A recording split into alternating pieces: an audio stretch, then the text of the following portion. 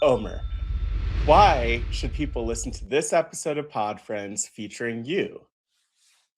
Well, firstly, you have a great podcast. Secondly, this podcast has it all. It's an autobiography. This has been an autobiography podcast full of laughter, hurt, Mm, heartbreak, loss, mm, love, yeah.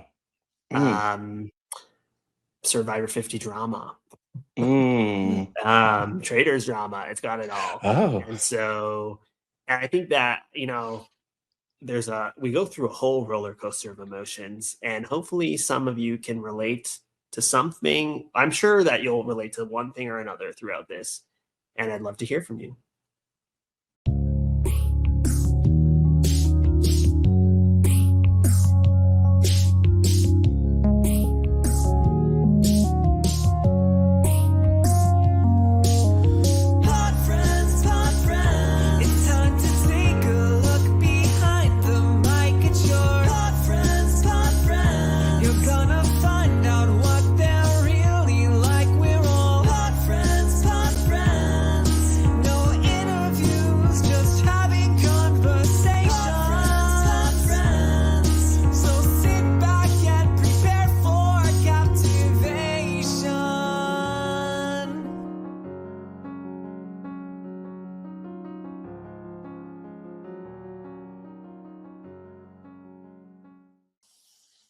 hello everyone and welcome to Pod Friends. I'm your host, Matt Scott. That song was Pod Friends by Will from America. This week's episode features the one and only Omar Zaheer, who you'll know from Survivor 42, from the Traitors Canada. And if you want to get to that conversation, skip ahead about 3 minutes. But I want to ask, as we get started out, because it feels like a good time to do that, especially in today's world, uh, how are you doing? Yeah, I'm talking to you, the listener, the person who's hearing this. How are you doing? Hopefully, you're responding out loud to yourself. Feel free to respond. Let me know how you're doing.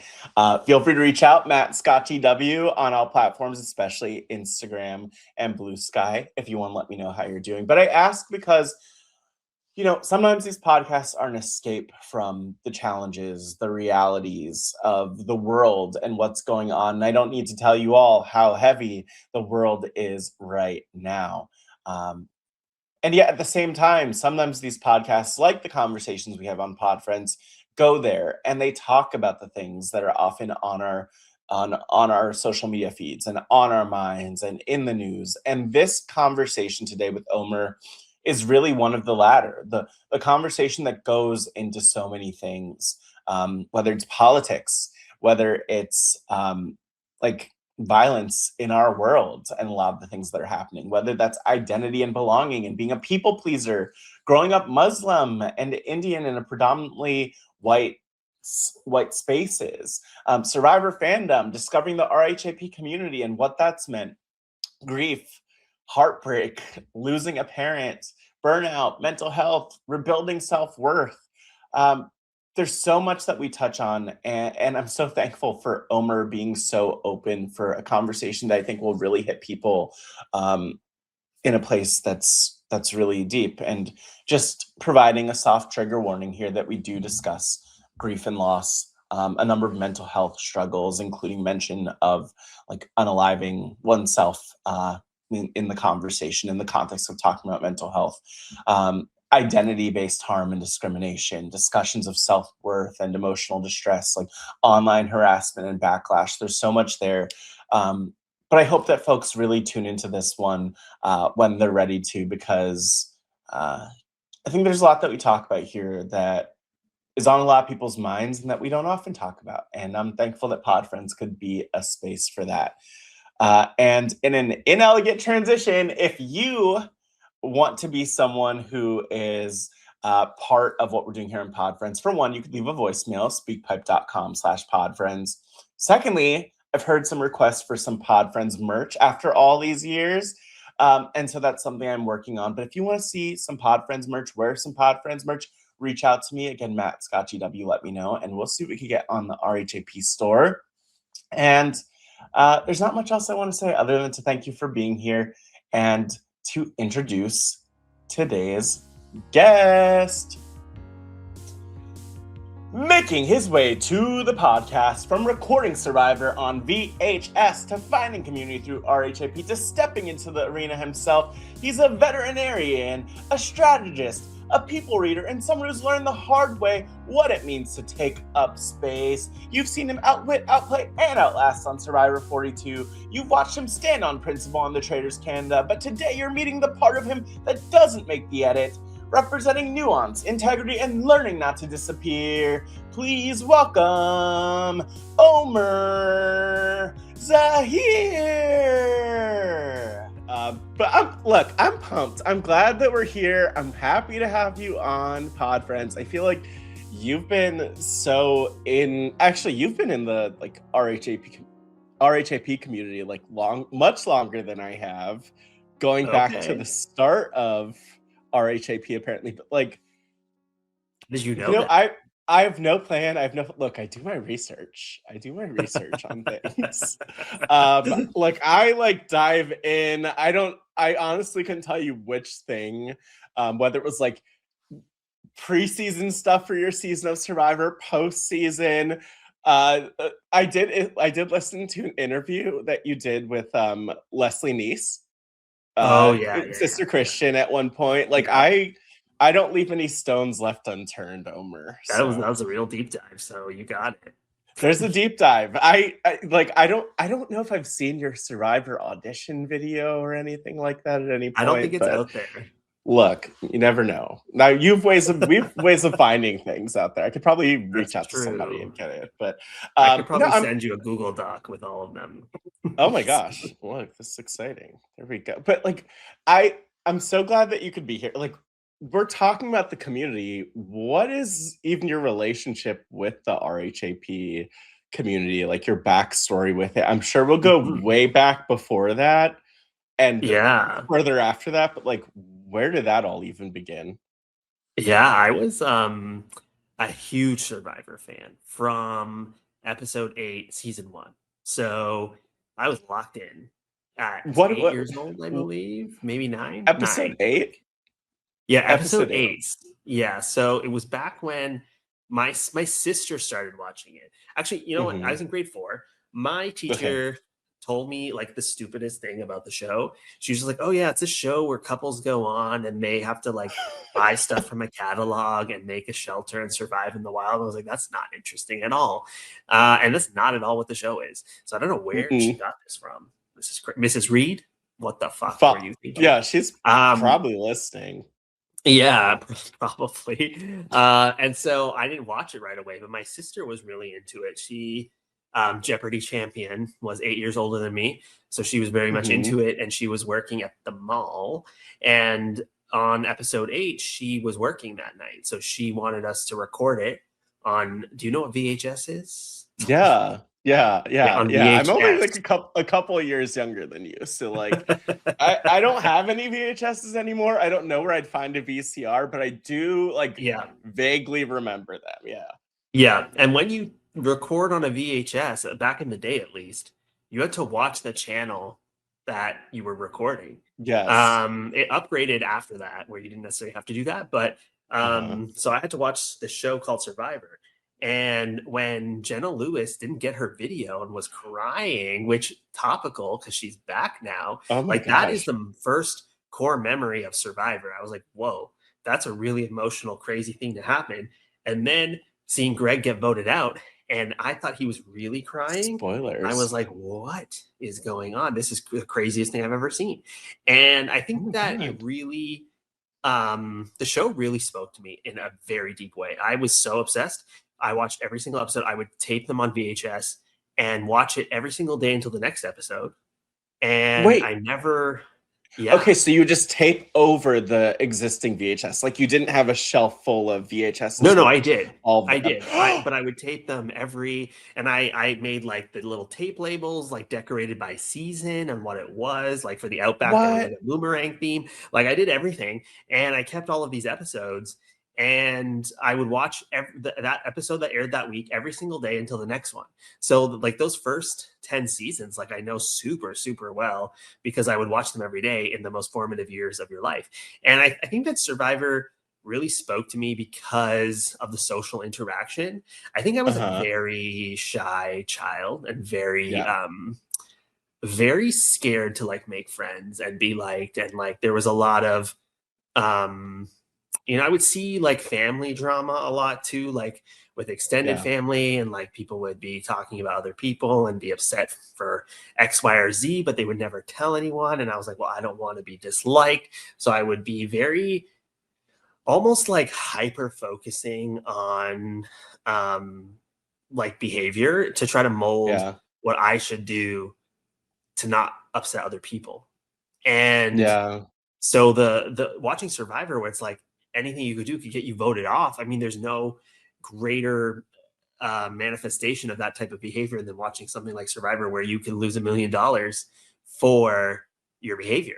So I think that really got me enthralled in the show. Yeah. And I feel like I learned a lot of social skills from watching Survivor.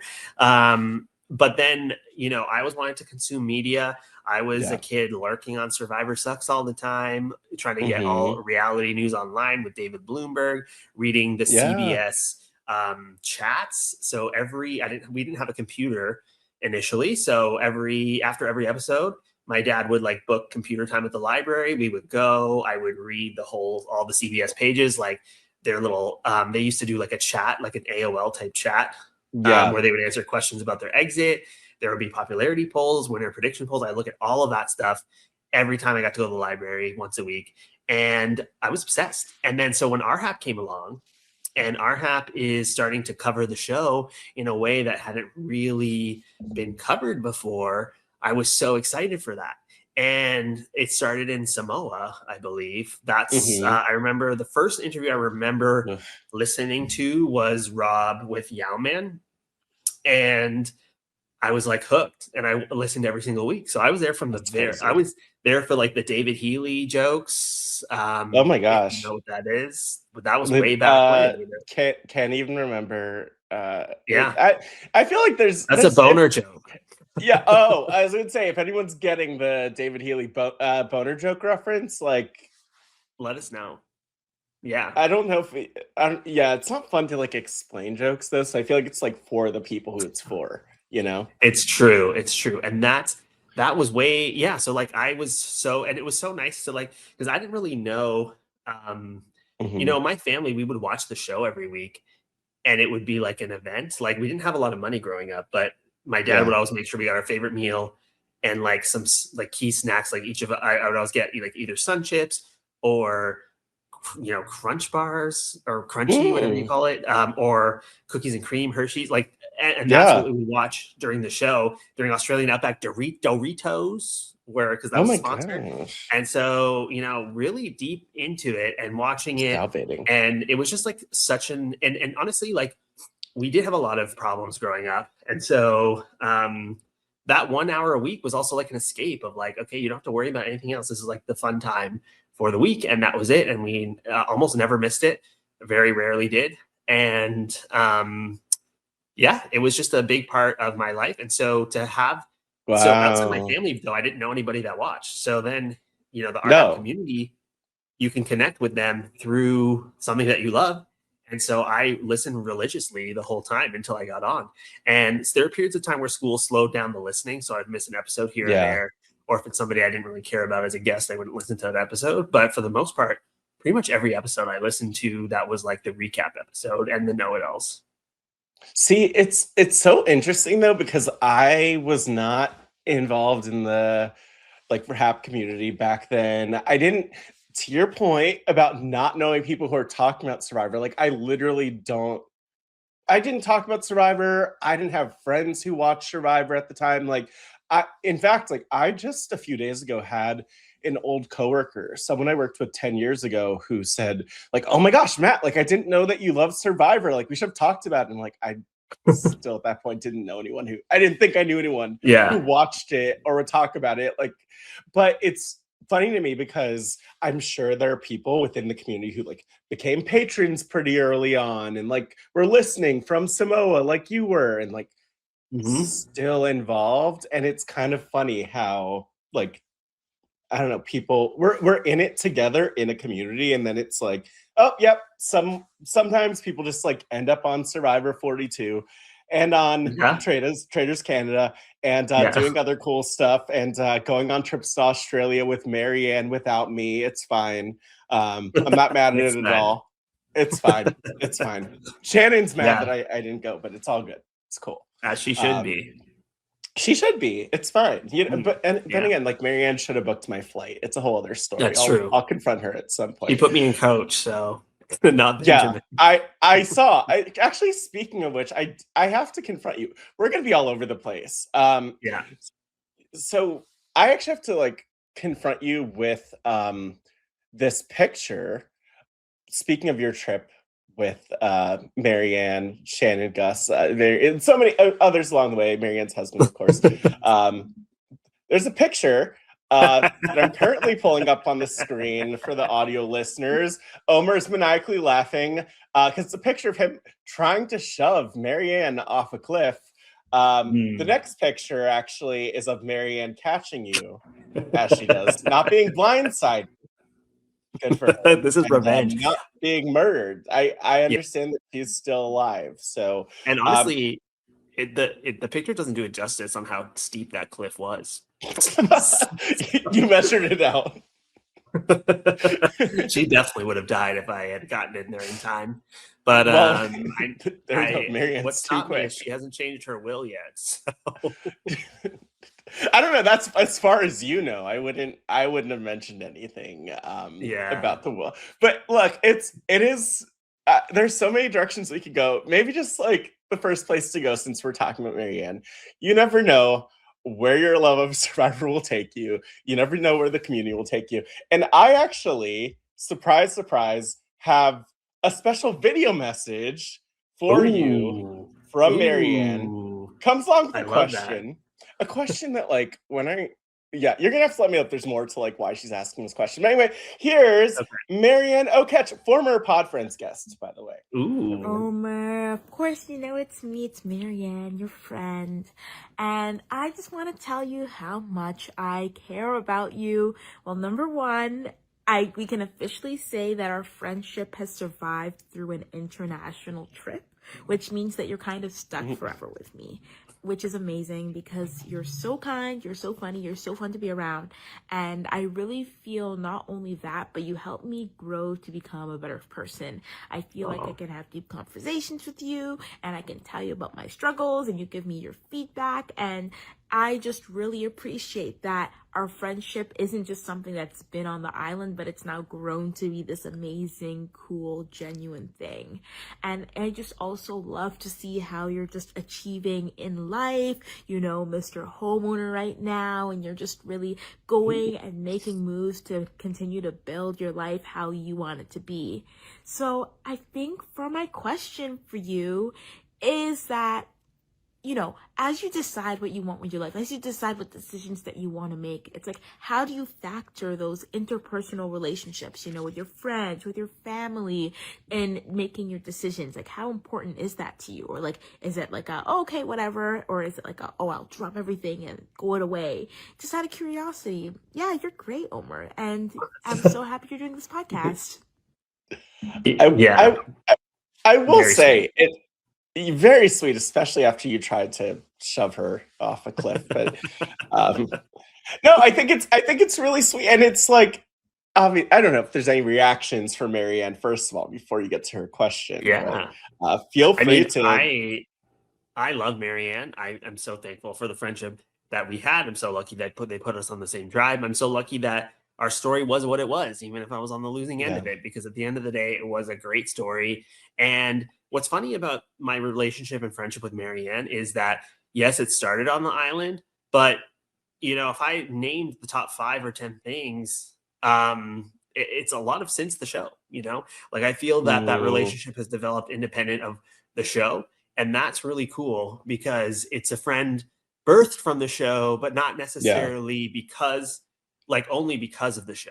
And I think that is, my relationship with Marianne is so much deeper than it was for 23 days on an island, and that's fantastic. And she's the best trip planner you'll ever have. I was just like, this is what I want to do. And you have been there, you have the experience. Yeah. I'm good with whatever you want. And she did an amazing job planning a trip of a lifetime. And she's always there for me as well.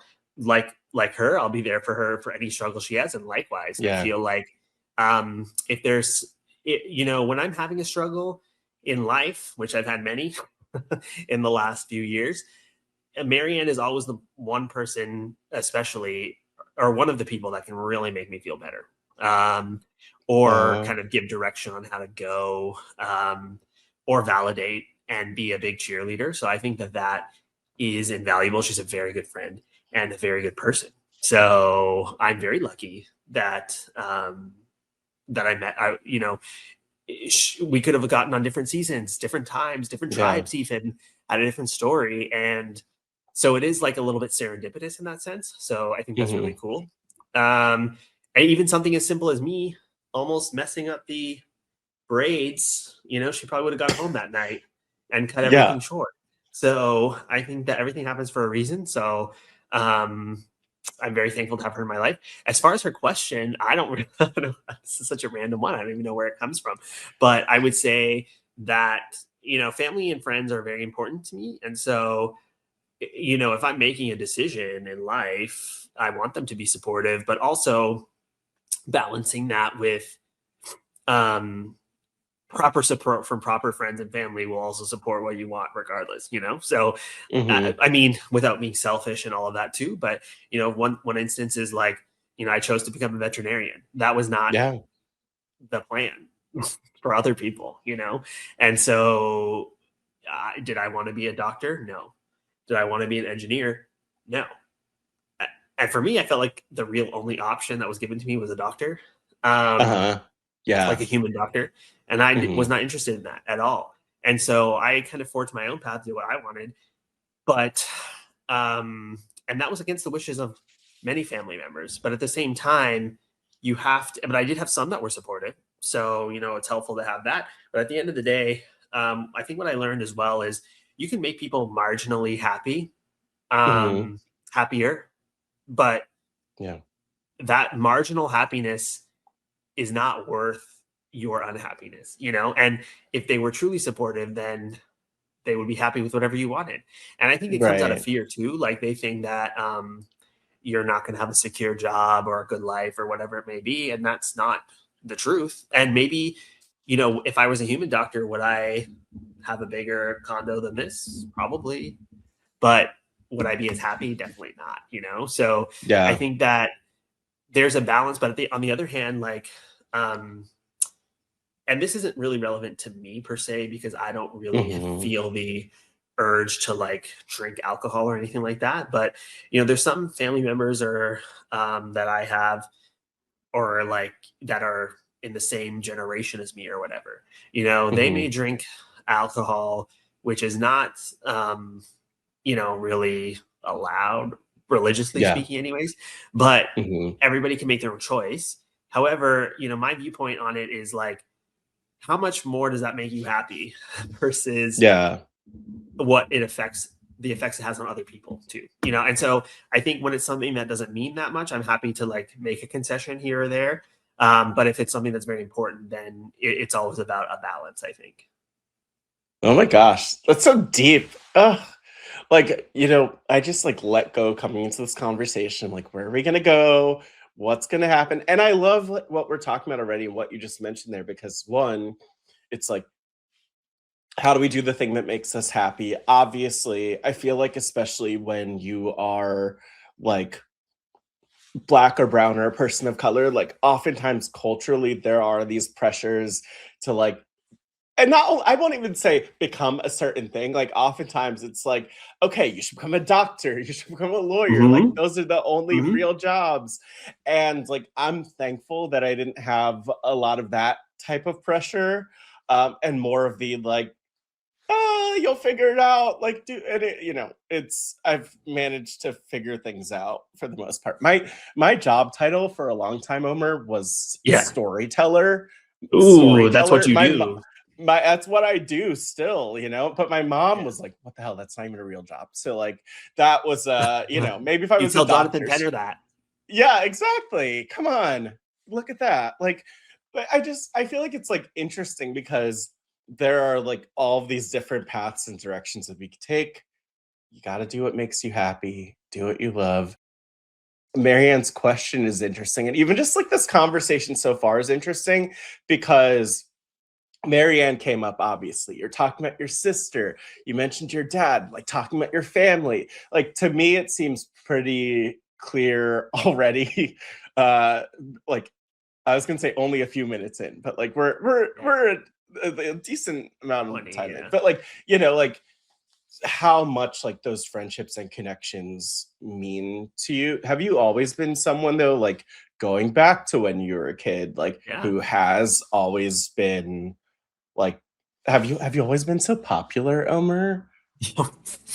I don't see. That's the thing is, I still don't think that I'm popular. You know what I mean? Like it is. I think the thing that I've always struggled with a little bit is, I'm very good at assessing like other people, I think, and I'm very good at having self-awareness for the most part, but I don't think that I'm always one that sees myself the way others see me sometimes. And I think totally. that is, and I think I that's don't think I'll just jump in too and say like I feel like very few people do, and I'll like, before I forget, I'll interject and say like I have had this very like deep line of conversation with a couple of really close friends where I'll ask them or talk with them like about how they see themselves, and then how that contrasts with how I see them, and vice versa. Right. And oftentimes it's, I mean, best case scenario, like they see themselves as amazing as I see them. Oftentimes it's not that though. Usually it's we don't see ourselves nearly as highly or think of ourselves as highly as other people do. So I relate to what you're saying for sure. Yeah, and there's nuance and it waxes and wanes, but I think growing up, I had very little confidence. I was not happy. There was a time in when I was graduating vet school where one of my friends said to me, "You're the person that I met that's the most sure of themselves and comfortable in their own skin." And that was like a really high compliment at that time, because I would say that it took a long time to get there, and also there's been times more recently that I haven't felt that way, and so there are times where I felt like nobody really likes me, or nobody, or I have to like really amalgamate to other people to fit in, as opposed to just doing what I want or being who I am. And I think a lot of times that's wrapped up in identity, and also neurodivergence to some extent. Like, I'm not diagnosed with anything, but I do think that I have ADHD, and I do think that for me, especially as a Muslim and an Indian who doesn't really feel, especially after 9/11, doesn't really feel like a part of society in some ways, that you do have to amalgamate to the people around you and make other people comfortable. And because you should, like, it's the model minority where you just have to keep your head down and fit in, but you don't necessarily, like, you're lucky to be here. So don't make waves, don't say what you think, don't do any of that. And that's something that, conflict is something, or saying what I think is something that, I didn't do for a very long time. And, as we've heard Sage say recently, chronic people pleaser. I still think that at times I'm guilty of that. And I think that I have to sometimes think to myself, if somebody's asking me to do something, I need to say, let me think about it, because I will always just say yes off the jump, and have to either figure out a way out of it later, or, make a concession on my end to like appease other people. And I think that is kind of rooted in race, religion, and just also personality too, because as a kid, I always felt like the quiet kid. especially even within my family and within my extended family, the quiet kid that just never could express themselves. I remember very distinctly, we had 7 cousins that were of the same age when I was growing up. And when we would go to visit my grandparents, one example is that this is a little one, but it's kind of like a representative of the bigger issue. But the girls would get toys from the Sunday market when they would go, and the boys wouldn't. And my older cousin, he's a boy, he made a big stink about it. And then the next Sunday, they came back and they had presents for him and not for me.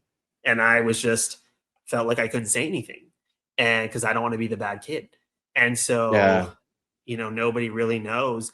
And that even goes back to, that's a quality that I think has persisted later in life, because even, at Ponderosa, when I'm getting like attacked by people, and none of the psychologists in that moment really said anything, the feedback the next day was, "Oh, we really thought you were okay." And I was like, I can see why that would present that way, because that's the strategy that I always feel is to make other people comfortable. So even in a moment of them confronting me, it's make sure they're comfortable with whatever they're saying and they feel heard, rather than expressing how I feel. And I think that's a lesson that I've learned and kind of taken. But it is something that is very deeply rooted, and it's hard to undo right away. So, the long answer is just like, even growing up, I didn't feel, I would say around grade 5 or 6 was the first time where I felt like I actually had friends. And that took a while, and then I found that people did gravitate towards me, all through like high school, into university, and through vet school. But a lot of that too was like putting on the Joker persona and leading into the funny side. And sometimes it felt like those relationships, not all of them, but some of them were like, you're kind of at arm's length from people. Like, you don't really let them maybe get close. I remember even as a kid, when I got invited to my first birthday party, or one of the first few, I tried to make every excuse not to go, because it stressed me out so much to go. And like, what if I bring the wrong present or say the wrong thing? Then I'm going to lose my friend, and that stuff, I think, plagued me for a long time. But I don't really feel exactly that way anymore, but there's always parts of that do come out, Yeah, it's interesting though, because like well, I feel like everything that you're saying is actually like probably relatable for a lot of people who also gravitate to a community like this, who also gravitate to this podcast. But it's so funny because you mentioning like the potential neurodivergence, and I know exactly what you mean, because I also have not been diagnosed with anything, and I'm like, also haven't been tested. There's definitely something cooking in there. I don't know what it is, but like, I relate a lot to you with the you mentioned like how these things wax and wane and how they go in waves sometimes. Like, one question that comes up for me though is, are there like points or people, whether specific people or just like more generally, who you're around now or who you've been around, where you feel like that, where you feel like the most comfortable to advocate for yourself or to speak up? Like, when do you feel the most, I don't even know what the word is, but like the most you like comfortable, the most like self-acceptance, the most ability to just like drop your guard down? Yeah, I do think that it shifts a little bit, and it kind of goes on and off. Like, I think that within the Survivor community, I actually feel like I can be very much myself, and for the most part accepted. And that is very nice to see. And I don't have to like, if I think something, I can say something, and that is a unique perspective. I also think that at work, I am in a leadership position. So, and that's the thing is, my personality type is, I can be a beta, I can be an alpha, I can be like, I find that my social situation is that whatever the niche that needs filling, that's what I take, Mhm. you know? Yeah. And, you know, on Survivor, nobody really saw me as like a very alpha type. I felt like I played an alpha game, but in the beta mold, like pretending to be a beta, but was really alpha. I mean, that's Right. how I played, but it doesn't come across that way per se. But at work, you see a very different side of me that is like kind of bossy because I am responsible for every life that comes through my care. And so Mhm. it is going to be done my way. And I'm going to support the people around me the best that I can. But at the end of the day, if that rabbit, chinchilla, bird, whatever it is, has a complication, that's on me. So if it comes down to you're going to have to do it this way, then you're going to have to do it this way because that is what I need, you know? And having to Yeah. liaison between students, nurses, upper management, that's a challenge sometimes. Mhm. And every client is different. Every client has a different budget, personality, emotional need.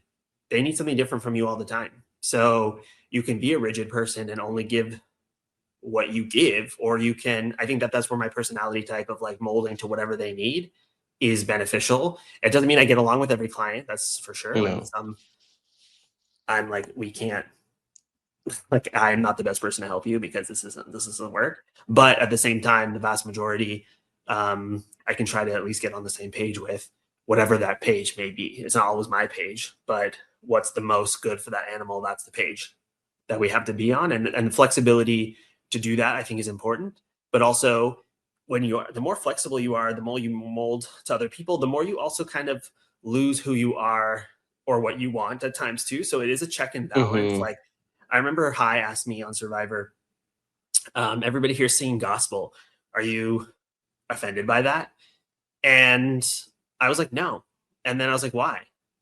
And I was like, well, I'm just so used to like putting other, like, if that's what they want to do, then I just have to be okay with it. You know, like it doesn't even cross my mind to be like, why are you not considering that I'm not this fate? You know what I mean? Like that Yeah. isn't even a thought because in general, like it's not about me, you know? So that, but Yeah. in some ways that's good because people should express them and you shouldn't like, other people shouldn't have to like dull their shine for you. But at the same time, it can be like you get lost in that. And you know, that was also an issue sometimes in my relationship that I had that I lost, Mhm.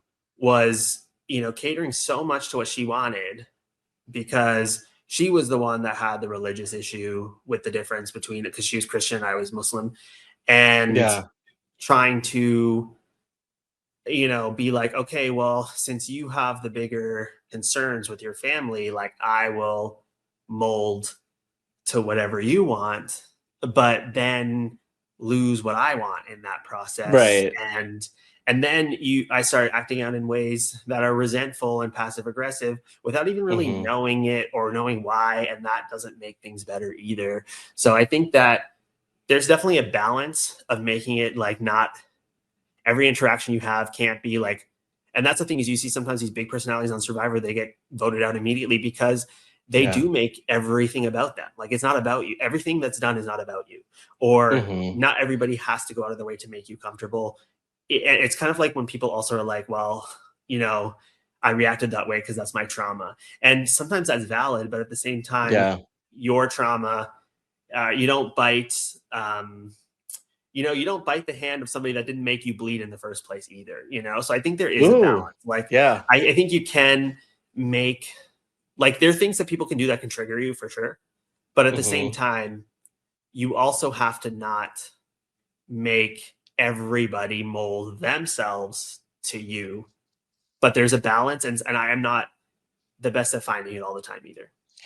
It's hard too because there's stuff that's definitely, I'm sure, specific to you or your tendencies or how you've learned to be or how you've learned to move through the world. And then there's also stuff like you make me think about just the experience of being the only one or one of the only ones. Like so off, like when I grew up, my parents were Christian. I really was not interested in religion all that much at all. But And also my mom was a religious studies professor for the longest time. So like I was learning a lot about different religions and exposed to so many different religions. Was in Catholic school, but also I was one of the only ones who was not Catholic. And then Oh, on top of that, like going into high school, Black right. kid, like not a lot of other Black kids in my school. Like Mhm. eventually, like being a queer person also, like then I'm like that's just another thing that would other me. And something I found is that oftentimes being like other or being the minority, like you are in this position where you almost like don't have a choice but Yeah. to like uh I don't know, like but to like give Mold. space to, yeah, like to Yeah. mold yourself really Yeah. to what other people are doing. But like it's this thing where you could, and this is kind of the thing that I've learned is like, yeah, there are still some points where I mold to spaces I'm in, but then how could I still make sure that I'm like not losing myself in the process? And Yeah. that seems like the That's tough. struggle, a bit of the struggle Yeah. you're talking about too. It is for sure. But I think, it does come with time, and experiences do teach you things, and so I think that, two experiences that really stick out of my mind are Hmm. becoming a veterinarian, because I was very green, people pleasy, meek, didn't want to step on toes, had no idea how to deal with conflict. And then when I step into my first emergency shift as a vet and people are yelling in my face Yeah. and tearing up against medical advice letters and saying that I just care about money when I'm making basically $6 an hour with the way it works out as an intern, Oh my um, God. you have to learn, and especially not just when they're rude to you, but a lot of times they're nice as pie to you and very rude to like support staff because they don't Mm, respect, and you have to mhm. be able to say something. And that's something that I had to learn on the job, because I could spend the whole week stewing about a bad interaction because I couldn't say Yeah. something or didn't know how to say something. And then if I can say something now, then I'm not going to think about it for the rest of the day, or maybe the rest of the day, but not Hmm. certainly not the next or the whole week. And it's Yeah. just a lot healthier. And the other thing was honestly Survivor, because and it's still a work in progress, because I found when I was getting confronted on the Traitors, I kind of reverted back to that um, way that I kind of was at Ponderosa, instead of just like, Yeah. it's a little bit better, but I wasn't as aggressive about my own defense as I wish I was, but better than I Hmm. was, at Ponderosa. And so I think that experience, Wow. when they were, in the casting process for Survivor 50, um, they had asked me like, why do you even want to do this again? You had such a negative experience the first time. And I was like, honestly, like, I'm kind of happy that happened, because at Yeah. the end of the day, I didn't know that people had, like, I thought everybody was just, and this is naive for me for sure. And I think that Survivor is the first little taste of that in my life. But then the world events recently have really solidified that, is that Yeah. not everybody is good, or not everybody can be good to you specifically. And so Mm, you have to, um, there's some people that are beyond, or they're just not worth it, and it doesn't matter. And you have to be able to like let go, and not everybody's going to like you, and that's fine. Not everybody's going to be on the same page as you or agree with you, and that's something I still struggle with sometimes. It's like, but don't you just see? I still struggle with that, but at the same time, it's becoming a little bit easier in certain situations. And it taught me to like use my voice, because I didn't yeah. have the ability at the time to stand up for myself, and I doubted my own morality and my own self there. And now I'll never do that again. It doesn't mean that I won't self-reflect and be like, you could do this better, you could do that better, but I'm not going to fundamentally question who I am, because quite honestly, I do feel like that um, while I have many flaws, I think that being a fair and just um, evaluator, and somebody who will actually Hmm. listen and be ready to change my mind or see things from different perspectives. I think that I'm one of the better people at that for sure, and I would say that with full confidence. I would trust, Well, yeah. if there was a job where a judge could just decide people's guilt or not. Like, I think that I would be the best person for that, because I'm not locked in but I'm willing to learn. And I think there's always nuance that some people just can't see. And so I'll never question myself in that way again. And that was a valuable lesson. And also to like learn to use your voice and like stand up for yourself, because I think part of the reason it was so easy to like pile on me was because it was easy to let it happen, and that won't happen again, you know? It's deep though to think about it, because it's like, and it's so funny because like after the fact, I'm sure when I listen back to this, there'll be so many different conversations that I'm sure I've had, that you've had, that all of us are having right now, where like this feels insanely relevant, because the world, I mean, like the world day to day can be really frustrating. Social media can be really frustrating. It's like, I mean, I'll just mention to you, like right before this, because Marianne sent me her video, and in my algorithm, whatever it was, because of Instagram, of course, a clip of the tribal council from your season where Drea and Marianne are talking about race, of course, and Jonathan's in there, like, don't call me racist, all these things. That comes up, and I'm like, oh my God, I really want to argue with people in the comments, and like, it's just gonna be a waste of time and energy, and then I'll be frustrated, and I'll be angry, and then I'll be upset about this and that. But it's like, something I also remind myself of is just like, that takes out, and I tell my best friend this all the time, like the energy that we put toward the people who are taking away from us is taking energy away from like the people we love, the things we love, like everything else that we want to do. Which is where in the theme of friendship, like this is where I really, speaking of Traitors, like really loved and appreciated. And again, people should always watch the video versions of my podcast because I love the visuals. I have this beautiful picture of you and Kevin Jacobs and Venus, of course, who are all on this season. And I feel like there's so much beautiful stuff that you shared, especially after the season, just reflecting on friendship and all that. But it's like, there's so many people who won't get us, who we won't resonate with, and then there are people who like get us, affirm us, all that stuff. Like, I don't know if you want to speak about like that more in particular, them in particular, but I want to give you space for and that. I think that that Survivor was a very different experience for me than Traitors, because Survivor relatively went well. There was no big, like, I kind of knew what my story was. I kind of knew what would be shown. I thought some things would be shown that weren't, like the idol nullifier.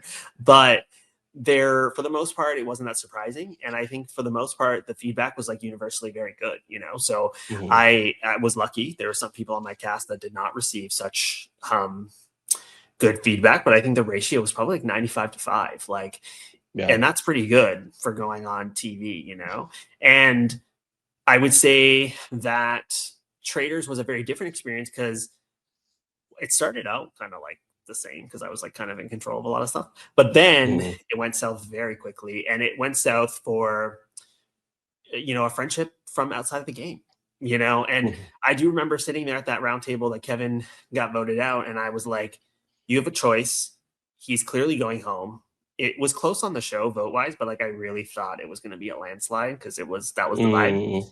But I was like, you can either just shut up, let him go, move on, and that's a smart thing to do, or you can try, and not like overly try, but like at least say something, in his defense, which they didn't really fully air, but I did, knowing that might send you home, but what would you rather live with? You know what I mean? And I think that while it was really sad for me to not get on Survivor 50 because I really wanted that. But, in hindsight, I feel like I was where I was when I needed to be there. And I feel like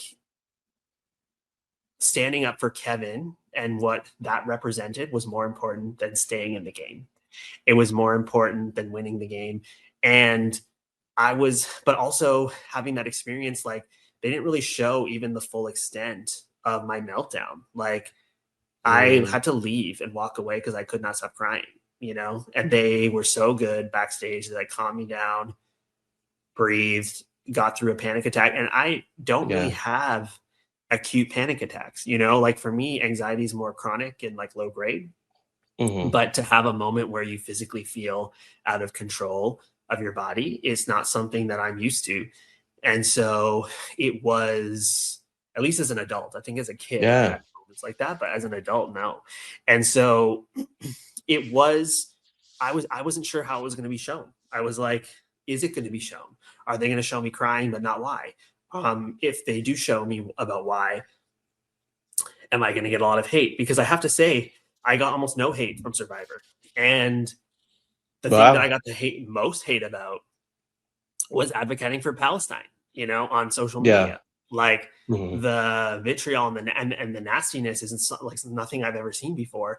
And that's for trying to be like, don't kill people. You know what I mean? Like, it's just absolutely insane. And there were some close friends that I had that I can't talk to anymore, either because I don't want to or because they don't want to, or both. And that sucks. And that really, really sucks. But at the same time, you can't unsee what we've seen. We have been live streamed the most horrific things in the last 3 years, stuff that's happened before in the history of the world, but we never saw it like this. And that is upsetting, and nobody should die. And that's the reality, but somehow that is a controversial take that resulted in so much hate. And so at first I was doing a lot of like you said, like getting into it, like, let's talk about this. Let's come to a resolution. Let's, try to see things this way, but it never, for the vast majority of the time, it never gets anywhere. And it just takes away, takes away, takes away. And so I learned the Marianne method of block and bless, which is like truly the best advice I could imagine. And so by the time Traitors rolled around, like a lot of the hate I was receiving had decreased significantly because of the self-filtering, I think. And then, but I was nervous about how that would air. And so when it did air, and I didn't see a single, and maybe it's because I didn't see it, but I didn't see a single bad comment anywhere about that. And I think that is important because at the end of the day, that was all about friendship and interfaith advocacy. You know what I mean? And that, how can you hate something like that? But the thing is, some people will try to find a way. I'm sure some people did that I was unaware of. But at the same time, that message is more powerful than, and to be fair, like I do think that I lost Traitors Canada because of my friendship with Kevin and sticking up for him, and his game blowing up.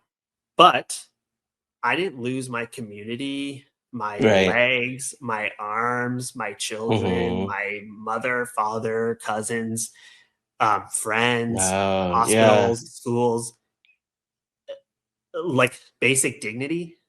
All of those things were not lost. So how, and that's, there's two layers to that. One is, I'm not saying that like that's a tremendous hero thing to do, but I'm saying that to make a point and show something that is vulnerable is very important, because yes, it did cost me something, but it didn't cost me anything of substance, And I think the importance of people getting that message is more important than my life on Traitors. And I think that the second part to that is I think part of the reason for that, honestly, is the fact that I was extremely careful with my words. And that's a privilege and luxury many people don't ever have to worry about, to be quite honest. You see a lot of people who are pro-genocide be very free with their words, and they don't have any self-awareness of how it comes across whatsoever. And it's socially accepted. But the words that we have to use as minorities, as people that are oppressed in some way, are extraordinarily important, because they can always, people are always looking for a way to twist them and turn them around. So I remember thinking in the moment, like, you have to be very careful what you say here. And you can only phrase it in a way that is going to be clear, but not in any way divisive. And it meant a lot that somebody came up to me at the finale party and was like, I really like the way you spoke because you chose your words wisely. And it was cool to see, and that was a Black woman, and it was like cool to see that was appreciated. And on top of that, I think it was important as well that I think in some ways, what I learned from Survivor specifically, actually, is I do think there's actually a little bit, I hope I don't sound idiotic saying this, but like, I do think there is a bit of a rift between brown people and our experiences and other people of color. And I think specifically there is a disconnect with the Black community based on my experience in the past, Yeah. especially like Chanel and I are super good friends, and we've talked through a lot of that. And Yeah. you know, early on in that experience of Survivor, and you know, Chanel and I were pretty close in the game, as close as you can be with, you know, 5 days or whatever. But she was very upset with me for some things that were true, but some things that were fabricated to make it look, to say, spare other people's, you know, grief with her. Things get blamed on other people. But Right. I remember when I left the game and trying to talk to her, I was like very confused, because I was like, she's like, I think at one point she said to me, "Don't you understand what the importance of two Black women working together after the merge, when that hasn't Right. happened since Sari and Michaela is?" And which was like, at that point, you know, 7 seasons prior, 6 seasons prior, because we didn't know what happened on 41. And I was like, Chanel, don't you know that I'm like the only Muslim that's ever made the merge, and the third Indian ever on the show, and the only other Indian on this? We were, Swati and I was second and third. Yeah. She was voted out pre-merge. So Oof. if I have to come into this game and put aside being more underrepresented, then I can't be looking out for your very specific thing that you're looking out for. You know what I mean? Like, we're, and not to mention the fact that, you know, I risked everything in the game to protect Marianne. But that's Yeah. I think that was like, I think that, and then when I was talking to her more about like social stuff, like, she really didn't get how brown people feel in society until you know, the genocide. You know, like, now it's very Wow. clear, and it Yeah. is something that we've talked about. It's like, oh yeah, like the ways in which Black people and brown people are put down in society, specifically, you know, with nations that have power right now, are very different, but very similar in different ways, you know?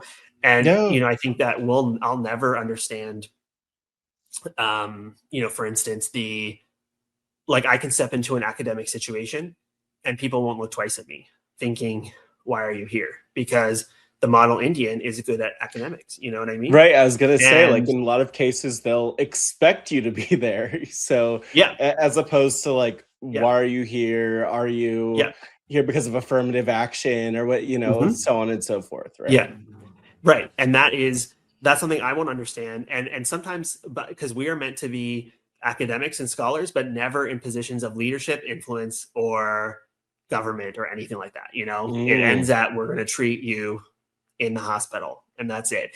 And I don't think that, you know, someone like Chanel is ever going to understand what it's like to not feel safe at an airport, or to have the whole world, you know, basically be okay with, I mean, that actually she could understand, is like the genocide, because you see that in Sudan and Congo as well.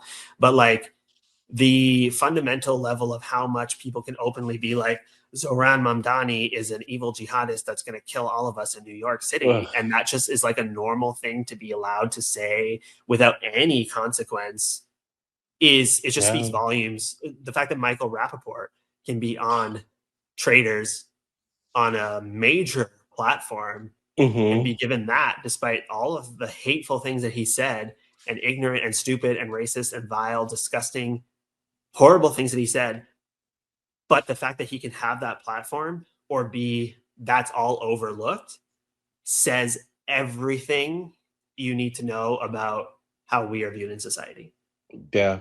I mean, it's rough. It's rough because at it like, it's this thing where like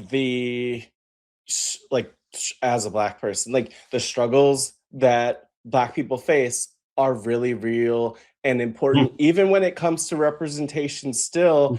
And Yeah. yet it's important to recognize like that there are all sorts of other struggles that are going on, like that, like and other lack of representation, or that representation not being like actually representative of the people who, you know, like who are out there.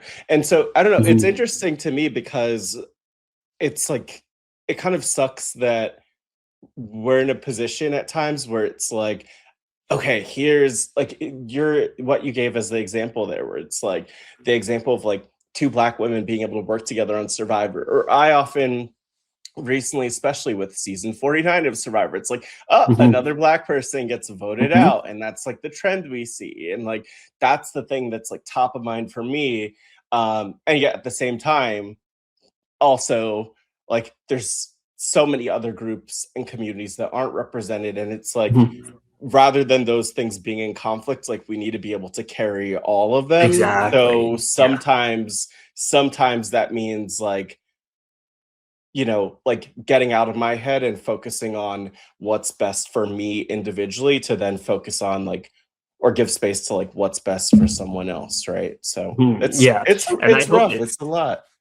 Yeah, and I hope it wasn't it didn't come across as I'm saying that, oh, like there aren't struggles, because I mean, that's the truth is that there are just different struggles, but you know, those struggles that you understand or that I understand can be used to understand the other person, you know, rather than it being like a competing thing, you know. And I think that is what is important. What you're making me think about is that there are these ideals that we have, or like the way that things should be in the world as far as we know it. And like the reality of that, or like the more practical short-term reality is of that, like definitely feel really out of reach, whether that's like in an election or whatever the case might be right now. And that's like a really rough place to be in, because it's like, what do I do? I'm not like, I feel like I'm even when the choice feels obvious, but that choice isn't perfect, it's like, it's exhausting to say the least. It's very exhausting, and you just wish there was. Yeah. You just wish, and that's the thing that, you know, really is either good or bad, because I think sometimes there's a lot, like I would say that before, you know, really the Trump era, but especially within the last few years, I didn't like, politics was not something that I engaged in at all. Like, didn't know anything. And I was a very science-based person and very dedicated to school. That was what I was doing. It was school and Survivor, you know? And so I didn't really have, I think I still had such a naive world of the view where worldview where everybody was really good and everybody wanted, like, meant well, there's good intentions, everybody had a pure heart in some way. Obviously not serial killers and stuff like that, but like as a whole, you know, everybody is good somewhere. And that, you know, to have that view shattered is actually very upsetting. But in some ways, and I think in some ways I was shielded. I always kind of knew where Muslims and brown people stood in society, but it wasn't always that clear to me, or at least on the level. Because, you know, you see growing up, what are the things that we see? We see the convenience store Apu, we see the scholar, or we see, and if anybody shows any faint version of religiousness as a Muslim, it's either A, they're an extremist, or B, they are rejecting their culture because it's not good. You know, like they're going to go partying, drinking, or denouncing their faith, or working against their community in some way. Like those were the two kind of molds you would see somebody in. There was never somebody that was just who they were and happy and a good role model, you know? And that's why it was important for me to show that on Survivor, I feel like, because that wasn't there. True. I can't even think of a single Muslim character that's like that. And so I always knew that was an issue, because you see the way portrayal is. And, you know, people were so, like, some of my friends who I'm close with to this day, but it just goes to show you, like, the things that you kind of just like let go of. But I remember one time in university, we were driving, you know, from the mall back to watch Survivor.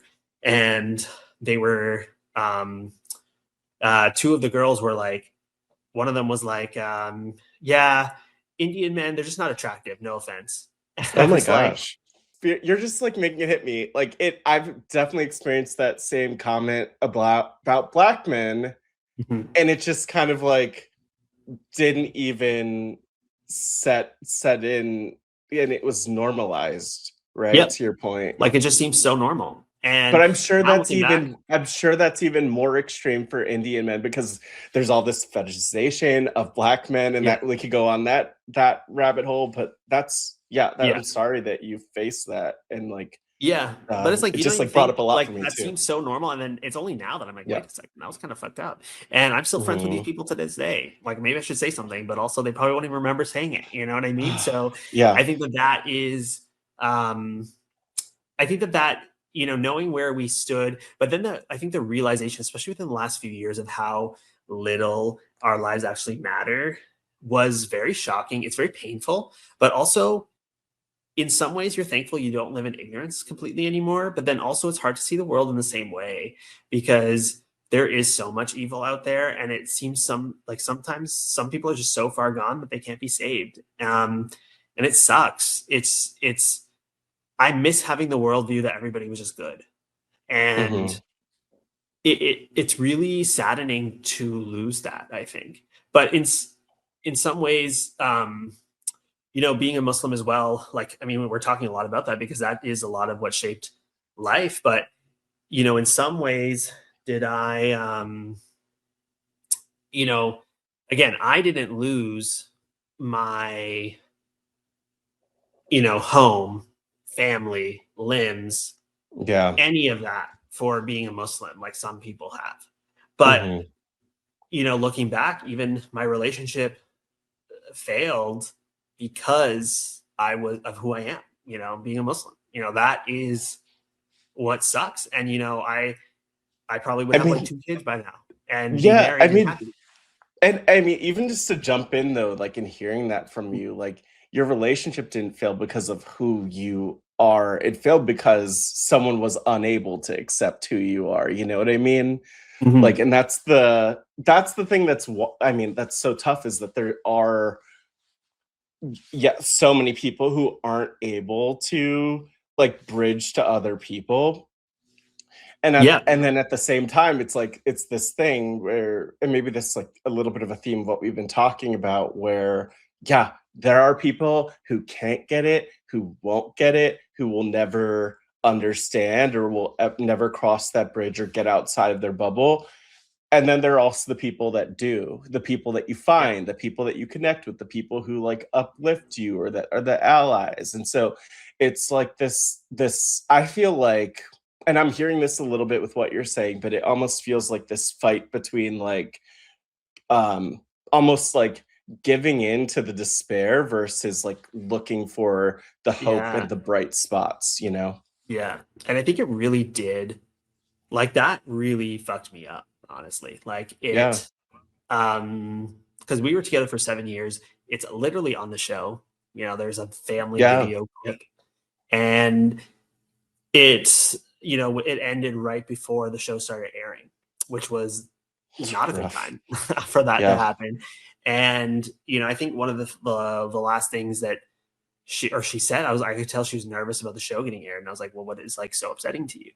And, one of the things that was said was like, well, I'm worried about my parents seeing you pray on TV. And it's like, don't you realize like how important that is to other people, like to see that? Cause I never saw that growing up. That is very validating. And, looking at it kind of beyond that, then you're like, okay, this person was with you for 7 years, that you were best friends, connected Mhm. on a very deep level.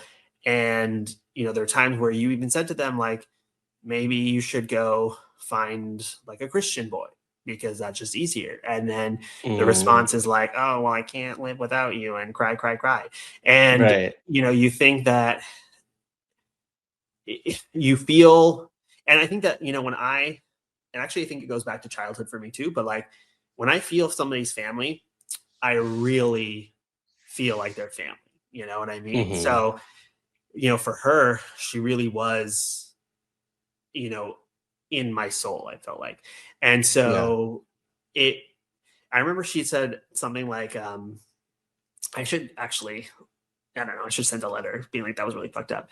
But like, Yeah. at one point she's like, when you just like have such a mangled arm on an animal and you just have to amputate it rather than save it. And I was like, you're comparing me to your arm? Like, you were literally like internal organs. So now I have this thing rotting away inside me and I have to try to figure out how to get it out and keep all my vital organs alive.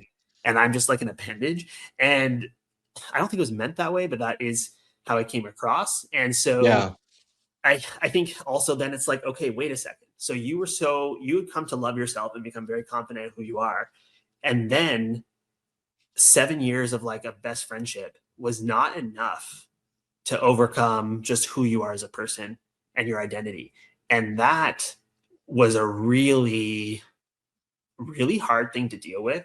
And it really destroyed my self-esteem, and in a way that was like, I don't think I was fully aware of what was happening, as it was happening. Because it was like, just get through. And also Survivor was such a big distraction that it was just like the adrenaline kept me through for those 3 months. And then it's like, after that, what happens? And as somebody, for context, like my parents were very imperfect, neither of them, if I'm being an objective person, they were not good parents, but they did their best. And I never felt unloved. So when I'm looking at these people, like my dad, I won't get into my mom because she's still alive, but like, she did things that were pretty crazy.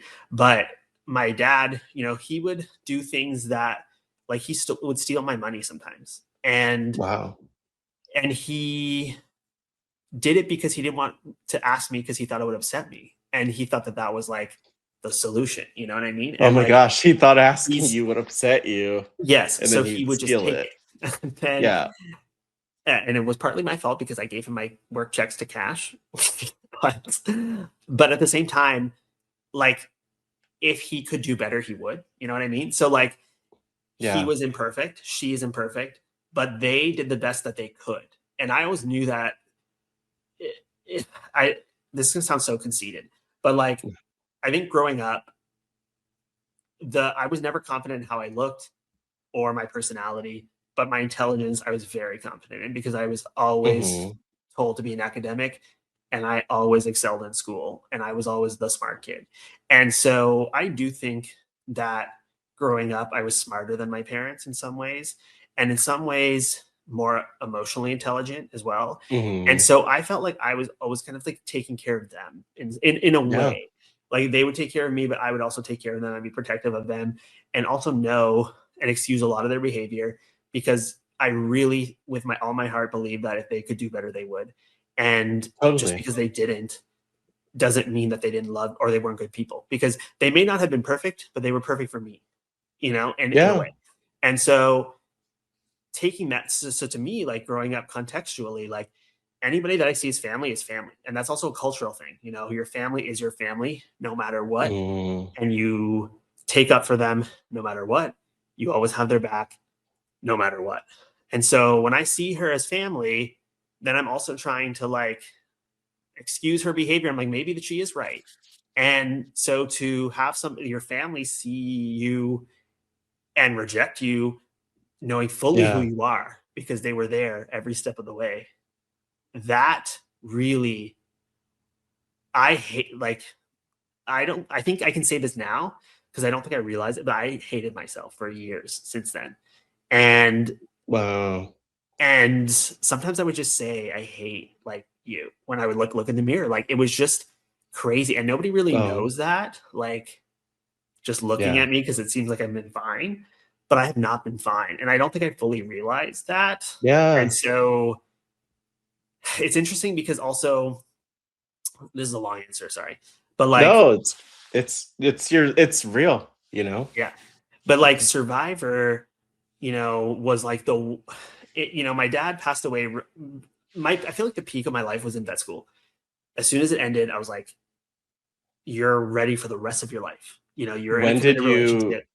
When did you 2016. graduate from 2016? Okay. Yeah. So I'm like, okay, now you're ready for the world. You've done everything you could. It's sad to leave all your friends from school, but you will start your life now because you have a committed partner that you're in love with, and you're going to have 2 babies, no more, no less. And you're going to get on Survivor, and you're going to be with your family. And then I enter my first job. It's absolute hell on earth. As an intern in 2017, and it was just like 100-hour work weeks, horrible, doing dogs and cats, which it's not my thing, but that's for a training purpose. Then I finally get into my specialty exotics internship, which I got matched to. I get to move back to Guelph, which means I'm closer to my parents. And then I get a call that my dad's in the hospital, like literally the first day of work. Yeah. Which, by the way, is like wild timing, because it like makes me think about how, because my dad passed in early 2017. Yeah. And it's like, it's it's so funny because like when people say that they're sorry, I'm like, thank you. And it's like, these are things that happen to us, and it's like, what do we do when these things happen? But it's just interesting to me that, like, timing wise, whatever it is, that you moved back closer to family, and then all this was also happening.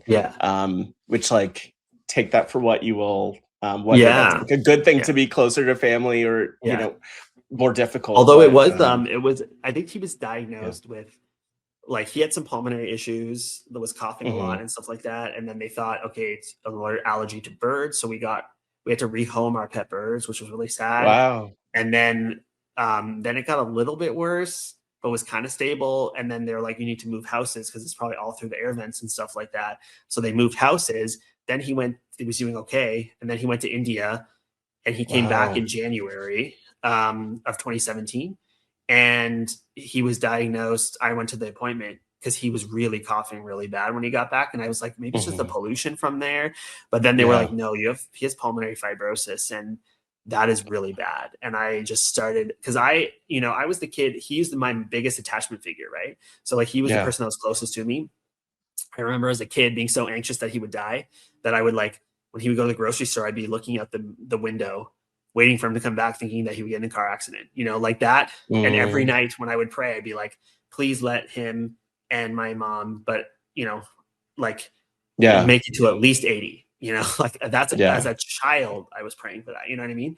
And so then to like have that, and I was like, oh no, this is really bad. But then, and I still wasn't finished my first internship yet, but I think in April or something, I went with him to, an organ transplant place, and they were like, he's going to be on the list now, and don't worry, we don't let people die on the list. And so I felt like hope for the first time. I was like, okay, he's going to be fine. They don't let people die on the list. And then I was like, and he's like, finish your internship, it's fine. Like he was on oxygen and stuff like that. He's like, finish, don't like come home early.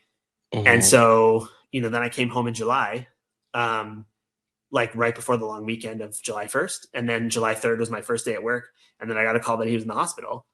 And I was like, oh shit, like I just got back to be close to you, and now you're in the hospital, but like nobody dies on the transplant list, so it should be fine, right? And then I went to visit him in the hospital. He was like sitting up and like being fine. So I was like, oh, this seems, and they were like planning his discharge for like 2 days later. So I was like, okay, I guess this is fine. And then he started to get worse, and he wasn't. And then they were like, he's too sick for a transplant, just so you know. And I was like, what? Like, when did that happen? And then that was, July 3rd that he's hospitalized. And then he's dead on July 13th, And so that was, and I had like just gotten back. And so, and also the veterinary world can be very toxic. So I had to go back to work after like 10 days. Because I was like, oh, well, I'm not going to get matched in my residency and all of that. Like, I have to go back to work. And they were like, don't worry, you have 2 weeks vacation. And I was 2 weeks. You want me to use this as my vacation? Like, this is not a vacation. You know what I mean? Like, so it was just kind of fucked up. And then, so then he passed away. It's like my primary attachment figure is gone. And then Then I get on Survivor, and that's great, like years later. And then Yeah. Because that would have um, been that. So, because that was 2017 that he passed. So I yeah, acutely know because March 8th, 2017 is when my dad passed. So I'm like, oh, yeah, it's been 8.5 years for you, yeah, which is like yeah. insane. Which is it's Yeah. crazy how time flies by as well, right? Yeah, Like it really does. and every year gets faster, and but it was hard, and then Survivor was like the good thing, and then the breakup happened, and it's like it feels like since 2016, like one good thing has happened, Hmm. And I think that I was just in a state of pause because after Survivor, you have people telling you both on the show and off the show, like working on the show, and then like you know, fans and everybody else in the Yeah. community being like, you're going to go back. And it's like, okay, well, I'm going to, really prepare for that mentally. And you do kind of just like live in limbo a little bit. And part of me was Yeah. like, okay, things aren't great now, but, milestones are like 46, 50, 48 maybe.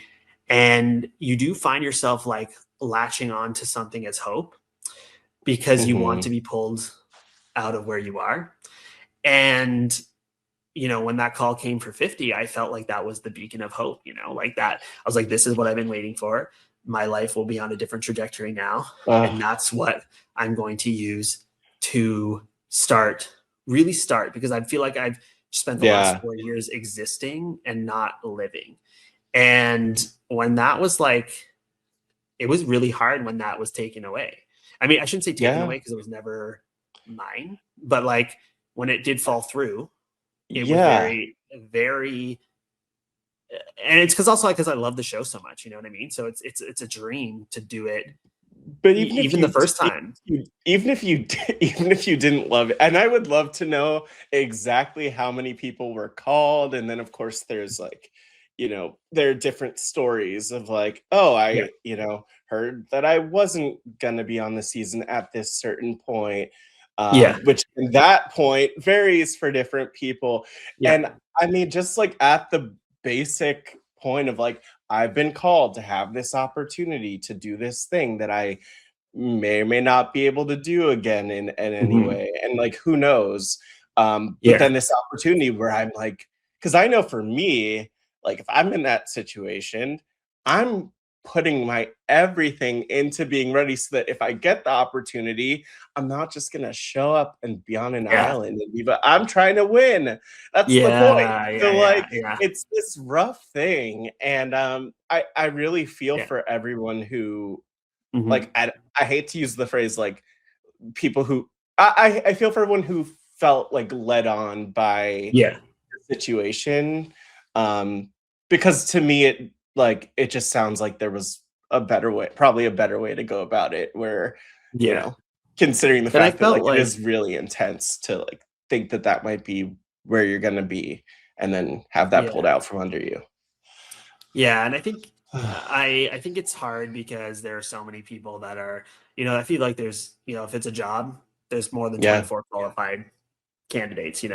So you're going to totally. get lucky or you're not, and I was not lucky, and that's okay as well. But I think in the moment, not only did it mean so much because of how much I've loved the show since the beginning, I think we also manifest certain things too. Like I remember before playing, I was like, I don't think that I'm going to win just based on probability, but if I can at least get to the top 6, that feels like a good place for me. And then that's where I ended up, and even Mm, before I played, I was like, my vibe is going to be like probably lose your first time, win your second, uh, and no, have Mer, a deep run for your no. third. And I felt going to Fiji, like I truly felt it in my bones that I would play 3 times.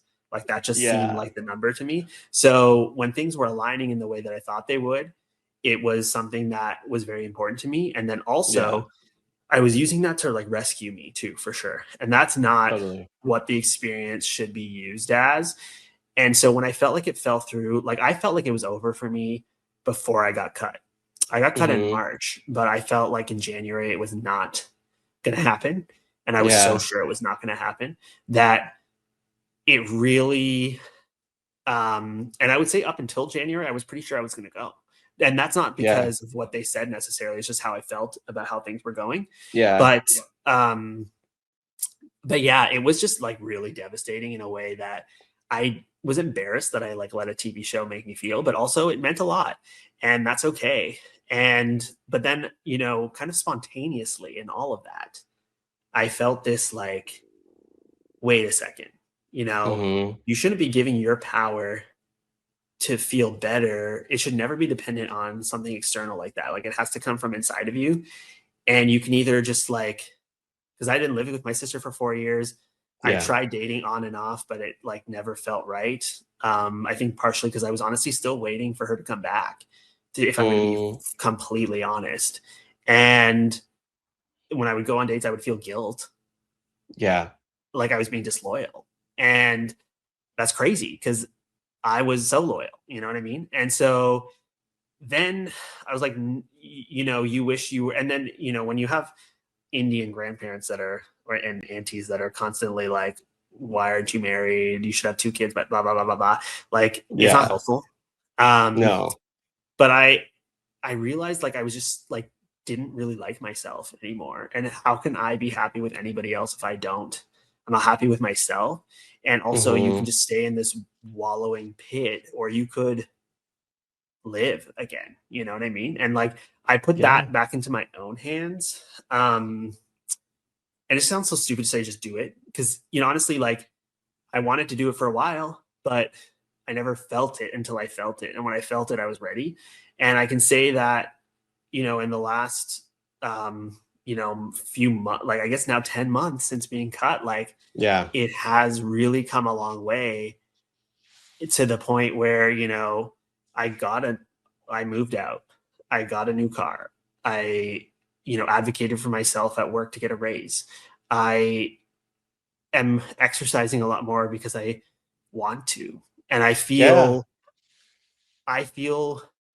like my old self again for the first time in 4 years. And that is, you know, that's good. That's a happy ending, you know? And so, but you need it, like you need to be in that place. Like when you when you mentioned even like going into Survivor, you're like, I think like I'll be like, I don't think I'll win. I feel like I'll play a few times, gonna be top 6. Like I mean, like, no, because our mindset like dictates so much. But even that feeling that you mentioned now, I guess going back a year where you started to feel like 50 wasn't going to work out for you, like, again, I have no clue what it is, but I do know that for me too, like the moment that I'm out of it or think that I can't do the thing, I'm not like, sure, things could like really not work out, even if you do think they're going to work out. And since we mentioned Traitors a few times, it makes me think of Rob Cesternino, who's been talking about just the fact that like everything felt so perfect, even in the moment when he was there, and he felt so great. And then it obviously that didn't work out, but like there are things that are out of our hands. But like it seems like it might be relatable. But it's like this thing where like if we, you know, like we could be the one who like tells ourselves no or screws ourselves. And we could also, to your point about like working out in the car and like getting your place and all this other stuff and like feeling like your old self, like we also can be in the driver's seat. I wasn't attempting to make a pun related to your new car. It's just like I think, but like we can be in the driver's seat and like get our shit together and like kind of take control of things little by little, even if it, you know, even if like we're the hobbled, beaten down version of ourselves. Because like there are setbacks. No, I feel that. You're back. You're coming back. 2 accidents in the new car. No. But neither my fault, so it's fine. But like there are setbacks, but I feel like more capable of like dealing with them, you know what I mean? And so, and it's not, you know, 100% perfect either. Like I still will sometimes, you know, have dreams of like reconciliation, and then I wake up and it's like that's not what's happening, and it's like jarring because that's not what I was thinking about the last week. But your subconscious will bring things out for sure.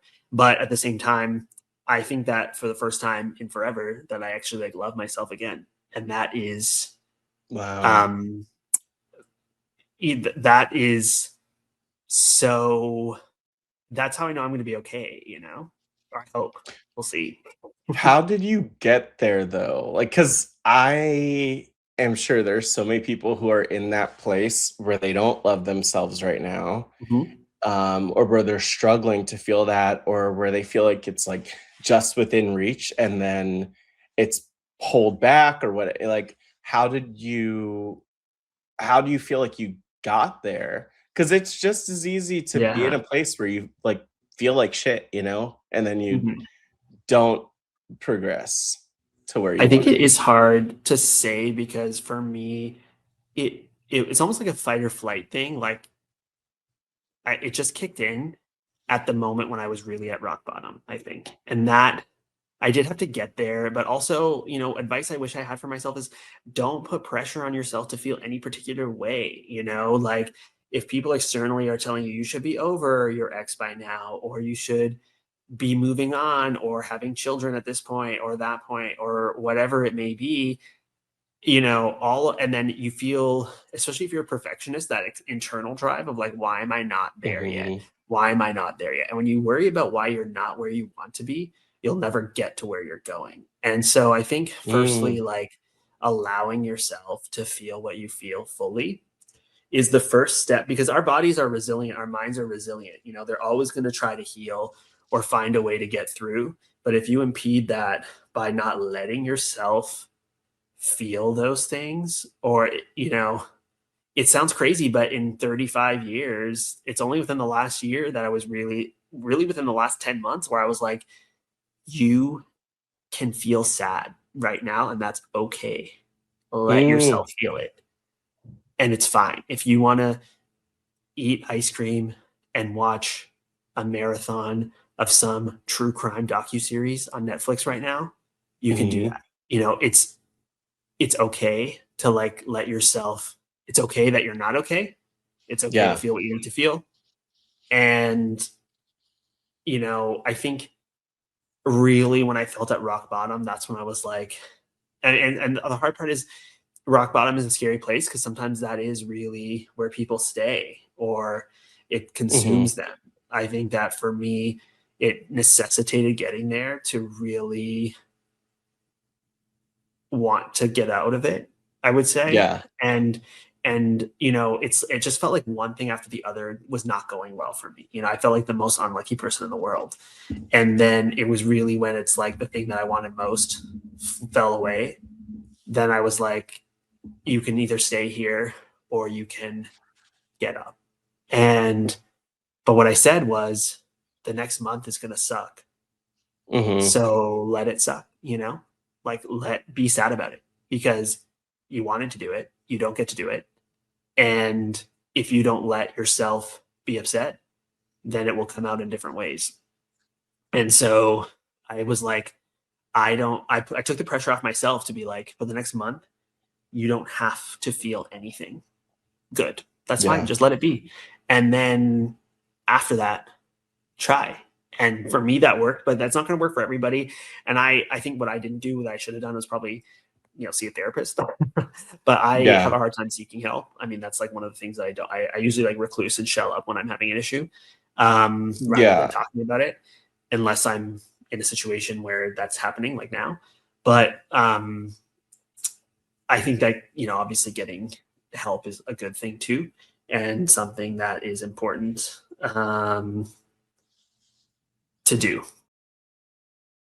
I mean, it's good to also be around people who like could relate, who get it, who've been there, Yeah, who yeah. also have like picked themselves up. I was just thinking of, and I couldn't think of like the three images, but there's someone I know, long story short, like actually he was this like guidance counselor in my high school, but now he's like I don't even know what he does. He's like very like kind of like a coach, but it's like sort of spiritual. I don't know what he's up to.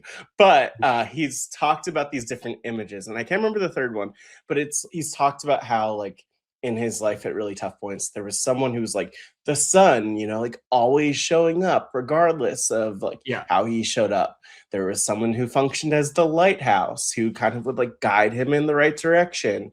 I can't remember what the third image was, but like, do you feel like there's anyone, whether it's someone you know or like people you've admired from afar, who've sort of been those like more aspirational, like either like that guiding light or just like, I don't know, because I'm kind of like thinking it's, you know, it's not really nice to like have those either reminders or Mhm. those forces that like kind of remind us that like not everything sucks and that things can be better and that there Yeah. are good people and that like I can be better and so on and so forth. But like, Yeah. do you feel like you've had anyone like that?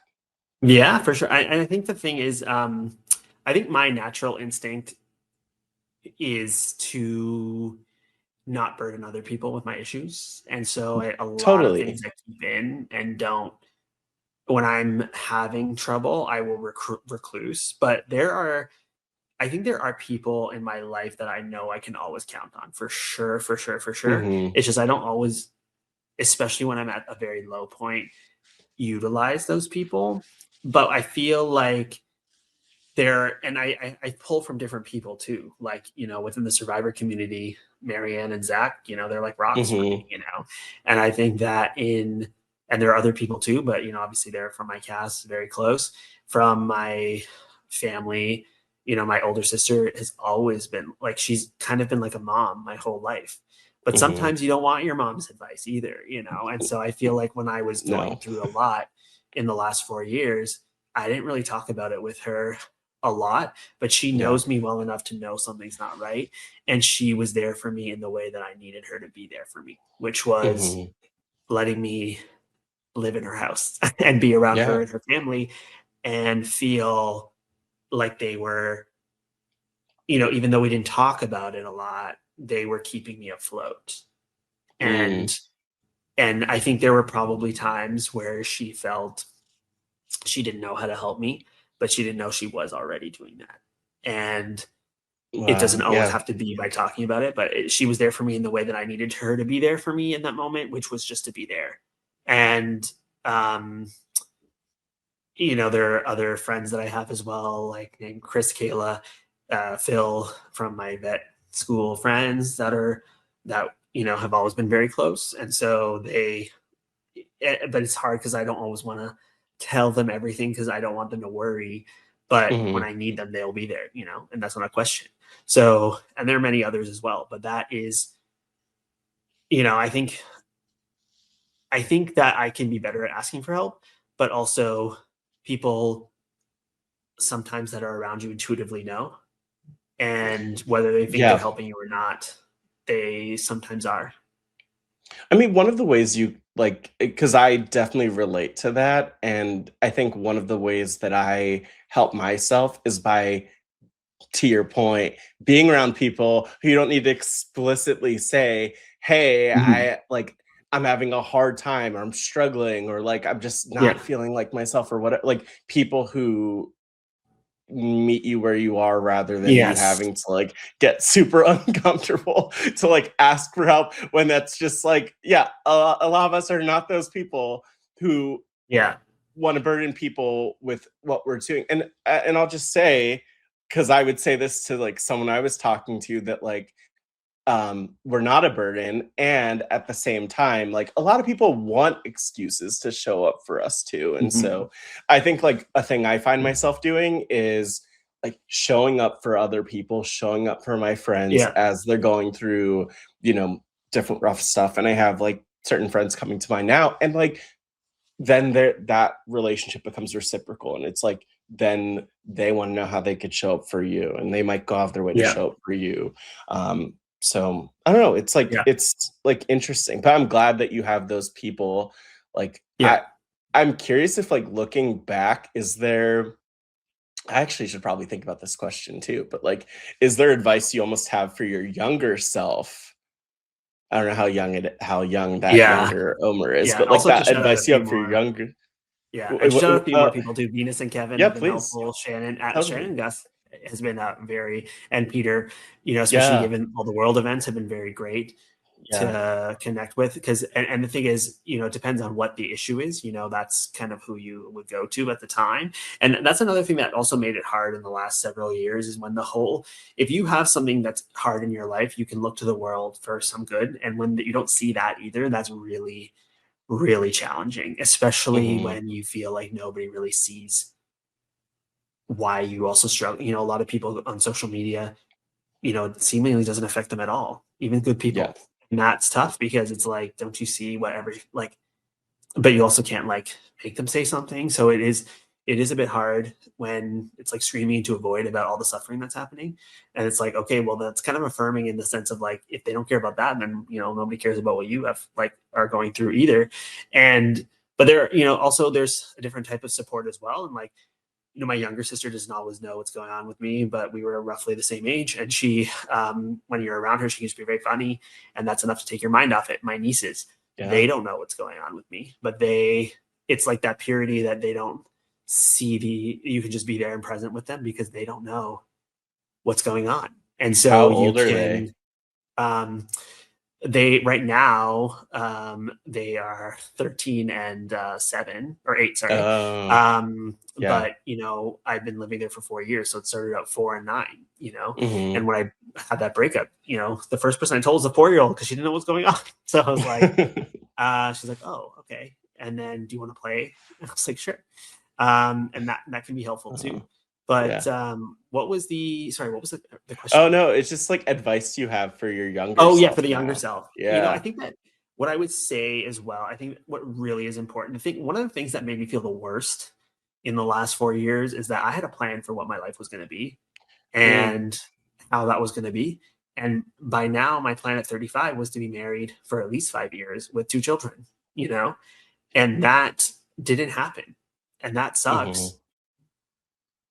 But I think the stress of that also put me off of fixing that, you know what I mean? Or going for what I want.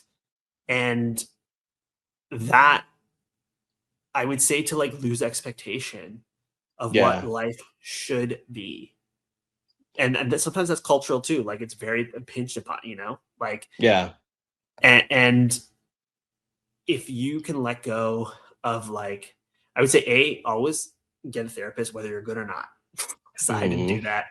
Sometimes I had a therapist, but it was I would be inconsistent, or I would go for a while and then stop, and then I wouldn't want to get back into it. But having a therapist is good.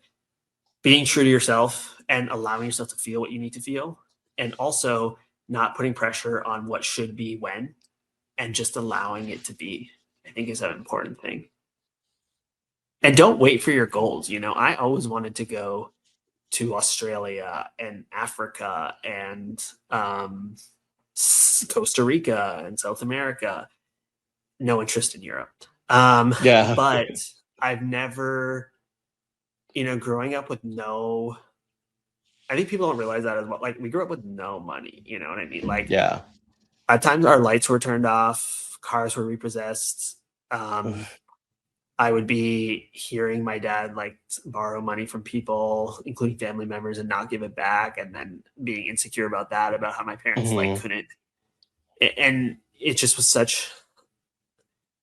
So, and then also they didn't have, my mom's on disability, and my dad could never hold a job. You know what I mean? So and our house was emotionally volatile at times, not in a very dangerous way, but there were times as a kid where I was hiding knives because I thought there would be a fight, even though that was I can say now objectively that never was going to happen.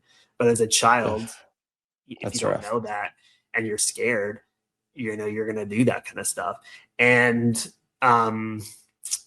so to grow up and be educated and become successful yourself, I didn't know what that should be, and so I didn't have the skills to invest money, because I don't know what it's like to have money.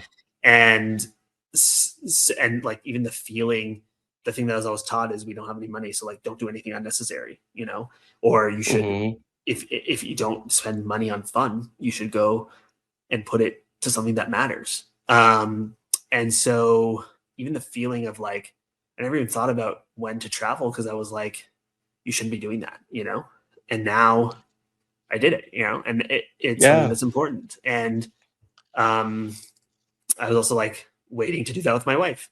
And then I'm like, well, there's no time like the present. And Marianne's a work wife. Yeah. So, Yeah. you know, that's good enough. Yeah. I mean, and it's like you can't wait for someday. Like you can't wait for something to happen or for a certain point to like live your life. And Mhm. like there's a thing that I'm like appreciating and it's also super complicated is like what is understanding what's necessary or what's important because sure like saving up for the future and like all these other more traditional, I'll say like traditional like adulting things, air quotes, like that we care about, like yeah, Yeah. also being happy, spending time with friends, going places that aren't freaking cold once in a while, like visiting your friends in Australia, like Yeah. all these other things, like those things do matter, but we just need to Yeah. like I think sometimes get in the mindset of that. And something else that just came to mind for me in relation to you, and we haven't talked about this at all, but it's like I think there are even people who like would hear this conversation and they're still gonna think to themselves like, man, I wish I had Omer's life. I want to be like Omer. Like Omer is like my perfect definition of where I'd want to be. And He's so I foreign to feel me.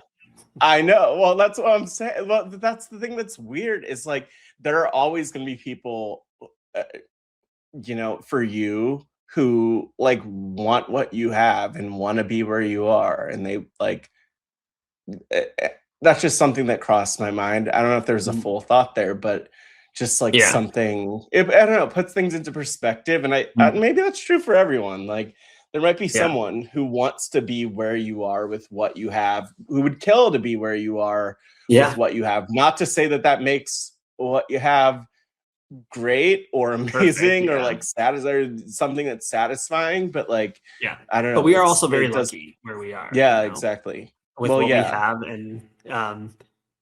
And you don't want to like take pleasure in other people's sorrows or anything like that. But I think that sometimes it does help to center myself and be like, wait, it could be a lot worse. You know, you are lucky Yeah. in so many ways. And that helps, but then it also hurts for the people where it's not that not the case. Sometimes it's a more Yeah. harmless version of that. Like if you watch Vanderpump Rules, you're like, Mm. I'm It's a bit good, different. you know. Yeah, yeah, But yeah. then with Ugh. the world suffering, like we're very, and that's the point of that too. Is like we are so lucky.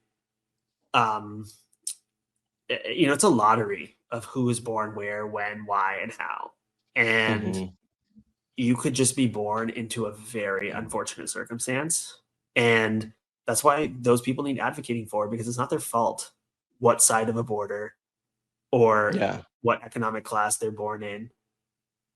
A lot of people's success has to do with the lottery of where they were born, how they were born, where they were, like when they were born. Even me, my yeah, parents didn't have nothing, but at the same time, were able to get into a country where their kids could get government subsidized education. yeah. Not everybody can do that. So Yeah, it's like more than nothing, which is like, I don't know, that's hopefully that's something that they'd be proud of. mhm. But that's, it's a lot. It's like I feel like perspective in some ways is overrated, but like Yeah, I think we all probably go back and forth between like, oh, I just need to have perspective, and other times like, yeah, like screw perspective. Like I'm here yeah, right now, and like having perspective on this doesn't help. But like, I don't know. It's yeah, it's so interesting. I don't even know. I have to say, there's a lot to think about from this conversation for sure. yeah, definitely, I for sure. I guess like one thing I'm just like general I have like a couple more questions that come to mind Mhm. especially. But one of them is like is there so we've talked about so much but like obviously there are the struggle parts of life, of course, which I think so many people could relate to. I think so many people are like sitting with it. I mean, especially like in the winter months for folks, Mhm. especially now with like just things politically and where the world is. I think a lot of people are sitting with those things, but like what generally kind of like pulls you've talked about some of it, but I'm curious like what pulls you up or like what brings you joy in the context of things like you're still Yeah. working with exotic animals, like how's that, like I'm curious Yeah. what's like what lifts you up. Yeah, I guess that's a very good question. And I think it's not always the same answer, depending on the circumstances. Like I think it's interesting that you mentioned, being a vet, is that something to keep you joyous? And I would say what a lot of people don't know is that the veterinary industry has Hmm. one of the highest mental illness and suicide rates of any profession. And there's a great I knew about dentists, but I don't know if I knew oh about okay, veterinarians. yeah. Yeah, it's I mean there is a whole group called Not One More Vet because, a lot of Wow. people will take their lives. And I think what's a lot of my classmates like don't practice anymore, or they don't practice clinical stuff, or they hate their jobs. And I did not like being a vet for 5 years. Uh, Mm. and that's not something that people know. It's like a very highly emotional um, job. Like there are Hmm. extremes in emotions, swings. If you go in one room with Wow. them super happy with their new pet, you go into the next room and they're completely devastated. You can go into one room, there's sadness. You can go into the next room, there's anger. Um, and it's just, and there is a lot of emotional abuse that happens, and a lot of, unfortunately, because the veterinary industry is private. It's not like publicly funded medical care, like in Canada, at least. I mean, that's not the case in the US, but it's all private, quote unquote, healthcare here for animals. And so that leaves a lot of business models to um, understaff in order to like cut costs. And so a lot of times that even builds resentment amongst team members and uneven distribution of workload and overworking and just a very toxic, negative atmosphere. So Hmm. I think that, and then also on top of that, especially as a new graduate, you are trying to, be responsible for lives with education that you don't feel was enough. And so Hmm. it all leads to like every decision you make. I remember, especially when I started, it's like every single decision, including what antibiotic to prescribe, was stressful, like, or what antacid to give, or how often to give it, or like every single decision was like decision fatigue. And you Hmm. didn't know what the reaction was going to be from the person that you're talking to. You didn't know if the animal was going to do well or not. Um, there was even times amongst many colleagues of mine where it's like sometimes people are relieved that there's a euthanasia decision because then nothing you do will hurt the animal. You know what I mean? Like Hmm. it's just like very okay. It's done. And a lot of the work life balance was like horrible. Like I worked 100-hour weeks some weeks, and there were times where I was getting called in to go deal with an exotic emergency at like 6 p.m., then 8 p.m., then 10 p.m., then 2 a.m., Wow. maybe Oh, even 4 a.m., and gosh. then back at 7. You know what I mean? So it's like um, it was not, and also going through a lot of like loss over that time. It was not fun, but I think going through all of that, and also like you're in an environment, especially as you can just go practice after vet school, or you can go do specialty, which I did because I always wanted to do like exotic pets. So I Hmm. spent another 5 years doing training, where you're still fully functioning as a vet, but you do have a mentor that knows what they're doing. And, in that time, it's very intense training. And I think that getting through all of that and going to my first real job where I actually got paid more Yeah. appropriately, um, I learned to like it because I felt like I mean, the reason that I went into exotic animals, for instance, was because I look back upon this and I was like, this makes sense because, I feel, I say this as a joke, but it's kind of true. But I feel like dogs are like white men and cats are like white women, like they have so much privilege in the world of medicine and veterinary care and societal view on them, Yeah. and I remember going through vet school and like other vet students would be like, why do people care about a hamster? Or, ew, a bird?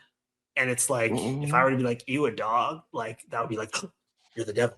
And it's like, okay, but Yeah. you don't like bird. You know what I mean? Like, and so I just felt like birds and reptiles and these other animals that nobody wants to see, treat, or care for are disregarded. And people don't see them for what they are. And so for me, it's like, I want to be, if nobody wants to take care of them, I want to take care of them. And so to not really like the job was kind of sad.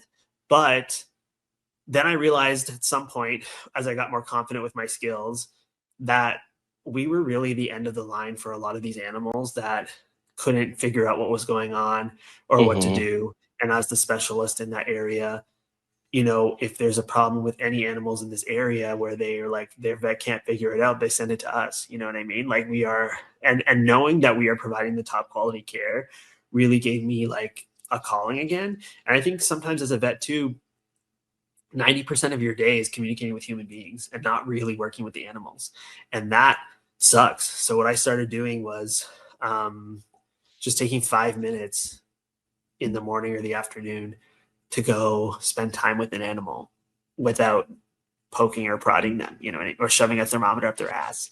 Like it made it like nice to like get away and do that. And I think doing things you enjoy, like Mhm. going to the zoo, going on nature walks, all that sort of stuff, or for people, or like, I don't know, watching your favorite TV show, going to the movies, hanging out with your friends, doing things that you enjoy, I think, especially when you're feeling down, are important, especially in the wintertime. And sometimes it sucks because, Survivor was my therapeutic thing as well. And after the whole 50 thing, like it really was not. And I was like, well, what do I watch? It's like every time I would watch Survivor or Big Brother, I still kind of like it, but it is also like triggering. And so it's not like Yeah. the safe experience it once was. And so I would find other trashy shows that I like to watch, So, binge watch Criminal Minds, because that has nothing to do with that. Or, the Real Housewives, or the Mormon Housewives and their shitty drama, like that's something Yeah. that's completely unrelated. That's funny to watch. Or Love is Blind, or all of these other things. And finding substitutes. And I think spending time with friends or Yeah. playing and Blood on the Clock Tower, a really good escape for me. So I think that whatever it is that makes you feel something, you should just do those things. And it doesn't mean like everything is still a work in progress. Like I will say it was very hard to watch Survivor 49. And Mhm. seeing all the promos for Survivor 50 is sometimes challenging too. But I actively care about the show, so I want to get to the point where it's like not triggering at all. And I think I'm getting closer. But also knowing that it is going to be hard sometimes is fine. Just let it, Yeah. just be okay with that. And I shouldn't be like, I should be 100% happy about it now. And Well, that's not to say that I'm entitled or owed anything or I should have been on or anything like that. But it's just a personal experience. There's some sadness not to be there. Um, but also to be thankful for what I do have. And again, I think things like realizing I was on where I needed to be on is helpful. Like, yeah. because that moment, even if it was challenging for me or was signified loss for me, is still so much more important than anything on a TV show. Well, yeah, it's just interesting, like mm, maybe to give you credit, but this isn't just specific to you. The thing that comes to mind for me is just that, like in an ideal world, because there's only 24 people on Survivor 50, like, so many other people obviously who were being considered or who they reached out to. Um, aren't part of the experience, and what that makes me think about, and I don't know exactly where I apply this, maybe just in life, is like, okay, how could I be the person where if I ever have to reach out to 100 people for something and like one of them gets the opportunity, or five of them, or 10 of them, or Yeah. 24 of them, like, how do I actually take care of the other however many people? Like, how do I still create something that's special for them? And like, yeah, I don't expect production to do to at this point go out of their way and do, like, I don't think you're getting like a gift box at this point, Right. like 50-day countdown advent calendar, whatever it is. Yeah. But at the same time, like, how could you show up for yourself during the Survivor 50 in the ways that you want to? Like, Mhm. people still love you, they adore you. Like, you go to any of the watch parties, they'll know you, they'll want to talk with you about a million things. Some of them might barely know you from Survivor 42. Yeah. They might even barely know you from Traitors. Maybe they just know you from the Yeah. community overall. But it's Yeah. like, at one, like, yeah, let's show up for people more where we can. And also, like, yeah, not every, like, sometimes we have to be our own hero and show up for Mhm. ourselves as much as possible, which totally makes me think about a side thought, which is that beforehand, one question I asked you is that if you had a theme song, what would it be? You said, do you remember what you said? I think I said the Power Rangers song, Yeah, "I Will I Win," will win. I will and win, that is Power Rangers true. song. So, I mean, I don't know, which by the way, I feel like I will win, even the name, like, kind of contrasts some of what Yeah. you said a little bit earlier. But I love that energy of like, Yeah. bring in the Power Rangers, be your own hero. Yeah. I, of I course, could think be it the is Black like Ranger. It's fine. yes, You know, same. I think it is because I was thinking actually Power Rangers is a note of why representation is also so important because if you look at me on paper and who you think I would relate to of those 5 Power Rangers as a kid, being 5 mhm, years old or whatever, you would think being the nerd, I I have would, a "Oh, look at you, visual. you got it." That I would relate to the Blue Ranger, but Yeah, that's not the case. I related to the Black Ranger because he looked different and he wasn't yeah. even my ethnicity, you know what I mean? So that Hmm. is especially important to what children are looking for.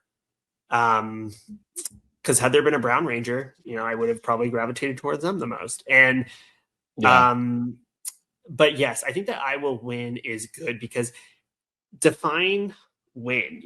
Win doesn't have to be being where you are when you are where you want to be. It can just be persevering and getting to you know the life that you want, but also it's not exactly, I don't know, it's finding like the wins also in everything you've experienced, like there are so many things that I took away from Traders Canada Yeah. that were positive and I didn't win or even come close.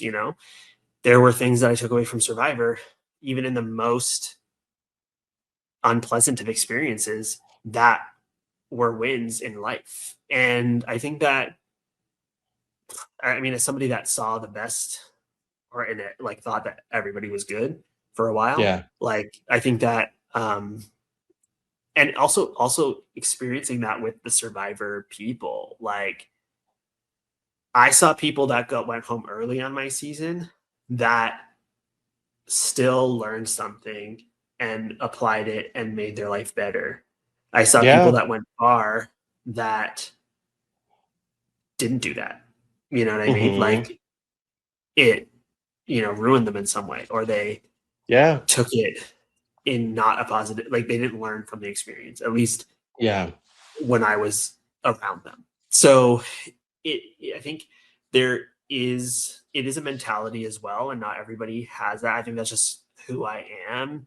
Is Hmm. I do strongly feel that everything that happens either for a reason or there's something you can learn from it, whether you believe everything happens for a reason or not.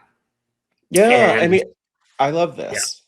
Yeah, I mean, yeah, I'll even just add, like, there are, even just looking at Survivor, like, I'm so thankful for all the people who I really feel like have been winners for the experience, who mhm, were not like, You mentioned Yeah. like Zach Wertenberger earlier, who I feel Yeah. like winner for the experience and like has Mhm. definitely been a big part of this community. I think of Brandon Donlin, who, yeah, maybe he couldn't climb a ladder, but at the same time, like, look at where he's like so involved with RHAP and like a critical part of the community here. Bryce, like, look at Bryce, like third boot famously, but like look at all he's done in the community. Yeah. And like look at Rob, who it's like Yes.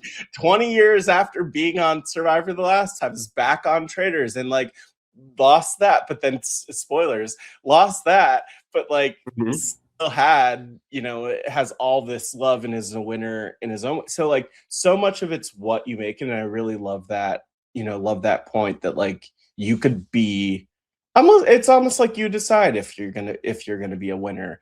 Yeah. And maybe that win's not gonna look like what you thought it was gonna look like, but if you stay stuck with like, to your point, if you stay stuck with like the rigid definition of what winning and what things should look like, then Mhm. yeah, maybe you won't do that, but then you're gonna miss out on if you stay stuck in what you think should happen, you might miss out on what can happen. So Yeah. I don't know. I love this. This is beautiful. Absolutely. Look at that. I just see like the bright light, like you're glowing, all of it. I have to ask. I feel That's like we the could be here tan. forever. I feel like we could be here forever. There's so much else. But I want to ask you like one big question that I love to ask everyone as I sort of wrap up, which is not to rap. You don't have to rap. Shannon Gus loves rapping. You don't. I'm not going to ask you to rap. I'll ask her. Nobody to rap. wants that. Put the pencil I down. want her to rap, but Yeah. I don't. I just haven't seen that out of you. You haven't proven yourself. I would have to with use an that. eraser. Yeah, I would. That would be cut from the podcast. But I'll ask you. So I love asking people the question: if your life were a book or documentary, what would the title be and why? Ooh. And I'm very curious what your title would be if your life were a book or documentary. And now I want to do like the Jeopardy theme song, but that'd be too on the nose with your sister. Yeah. I would say that the title would probably be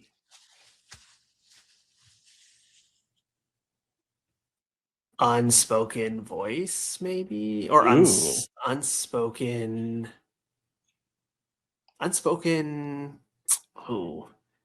Shine, maybe. I don't know, something like that. Because it's like, a lot of times I didn't really feel like I either could express what I felt or that it would be wanted. And felt like, or hidden, maybe hidden shine, because, you have to mold to everybody else. Or maybe that's what it should be. Moldable. There's also something can there, workshop like you're it. like what you're talking about gives me the idea of like the diamond in the rough a little bit. Where it's Yeah, like I can see something that. there. Luckily, the exact title doesn't actually matter for anything. So Yeah. where all of the Yeah. titles work, all of them work. But it makes sense for what you mentioned here, and I don't know. It's like good to remember that like I don't know. There's like two things going on. Like one is that outside looking in, there are people who look at you who just see shine. And then at the same time, like sometimes and maybe that goes for all of us. I'm sure that goes for me too. And yet, like sometimes we look at ourselves and we don't see that shine, or we don't see like, yeah, just how amazing things are. I don't know. There's something there. Yeah, somebody will come up with the final title. I'm sure it'll be So better. somebody will, yeah. I was going to say tweet us, but I don't know if that's a thing people do anymore. But I want to, as we wrap up, I want to give you just the space. Any words that you have for listeners, viewers, any gratitudes, wisdom, anything like that, Omar? The floor is yours.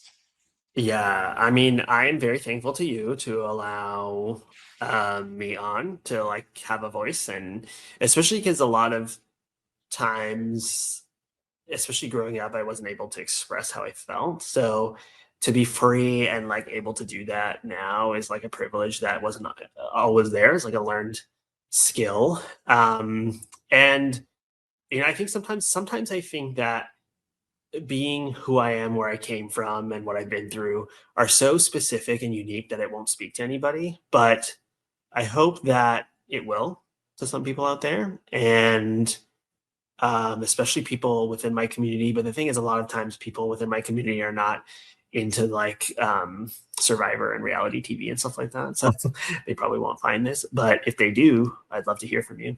And if you're not from one of those communities, but you do resonate, then I hope that something here helped you as well. And the thing is, I'm also privileged and lucky that I was able, for some of the things that I have, whether I did them or they came to me, whatever it may be, very privileged to have been on Survivor and to have been part of this community. But also, I think it is a privilege to be able to pull yourself out of something that is very deeply painful or deeply not okay. And that is something that I'm not saying was easy, because it was, spending your whole first part of your 30s in a state where you don't love yourself or don't, and are not where you want to be, is not fun. But there's so many people that are struggling, and I feel kind of lucky because it kind of just came to me. I'm sure it just didn't come to me, but like I can't articulate exactly how or why it happened, but it just did when I hit rock bottom. But that doesn't mean that should be the case for everybody. So I didn't do everything perfectly. I should have gotten help a lot earlier. You know what I mean? But I hope that everybody out there on whatever journey you're on are able to find some strength, and or learn to lean on those around you, because there are people that do love you, whether it feels like it or not. And free Palestine. It's beautiful. And Congo. And free Iran too. You know what I mean? Like, it's enough with this. Like, Free. we just need to see people for who they are and help people, and not be, I think what really pisses me off is loyalty to, not loyalty, I shouldn't say that, blind loyalty to, and like, I hesitate to use the word tribalism, because that's the notion of what is around. But I think that using the word tribalism makes it seem like, I don't know, it puts Indigenous people down, and that's not what I mean. But the concept of like, whatever you grew up believing or were taught, always question it. You know what I mean? Like, don't just, there are people out there, like, for instance, people are so pissed that Charlie Kirk was murdered, but don't give a shit about Renee. You know what I mean? Like, that is just so morally inconsistent. And I'm not saying, woohoo, Charlie Kirk is dead. I think there's a difference between being happy somebody's dead and also choosing not to mourn somebody that is a harmful person. But there's also a difference between a public figure, political figure, and like a private citizen. You know what I mean? Like, and you can't just pick the narrative that there's nuance for sure, and there's nuance there, but it's this blind, like, one side or the other, and and that does go both ways, but obviously there's one way that's a bit more extreme. But I think people should have open minds and open hearts, and just see people for like people, and the whole world will be better. Thank you so much, everyone, for tuning into this week's episode of Pod Friends. And thank you, most of all, Omar, for being part of this episode, for sharing so much of yourself, for just speaking to the world unfiltered in a way that I know will resonate with so many folks. And again, still 3 more episodes of this Pod Friends season to come. And I don't know exactly what they'll look like. They have not been recorded transparently. So if there's anyone you want to see on, let me know. Matt Scott GW on all platforms. Hit me up. If you want to leave a voicemail, speakpipe.com/podfriends. last but not least, just want to say I hope that you're taking care of yourselves. The world is really a lot right now. And, hopefully you're taking time to breathe. Hopefully you're taking time for community, to be with the ones that you love. Hopefully that I see you this coming spring in Atlanta or New York at RHAP Live. Just want to send you all so much love. And last but not least, as always, just want to thank you for being a pod friend. Bye, everyone.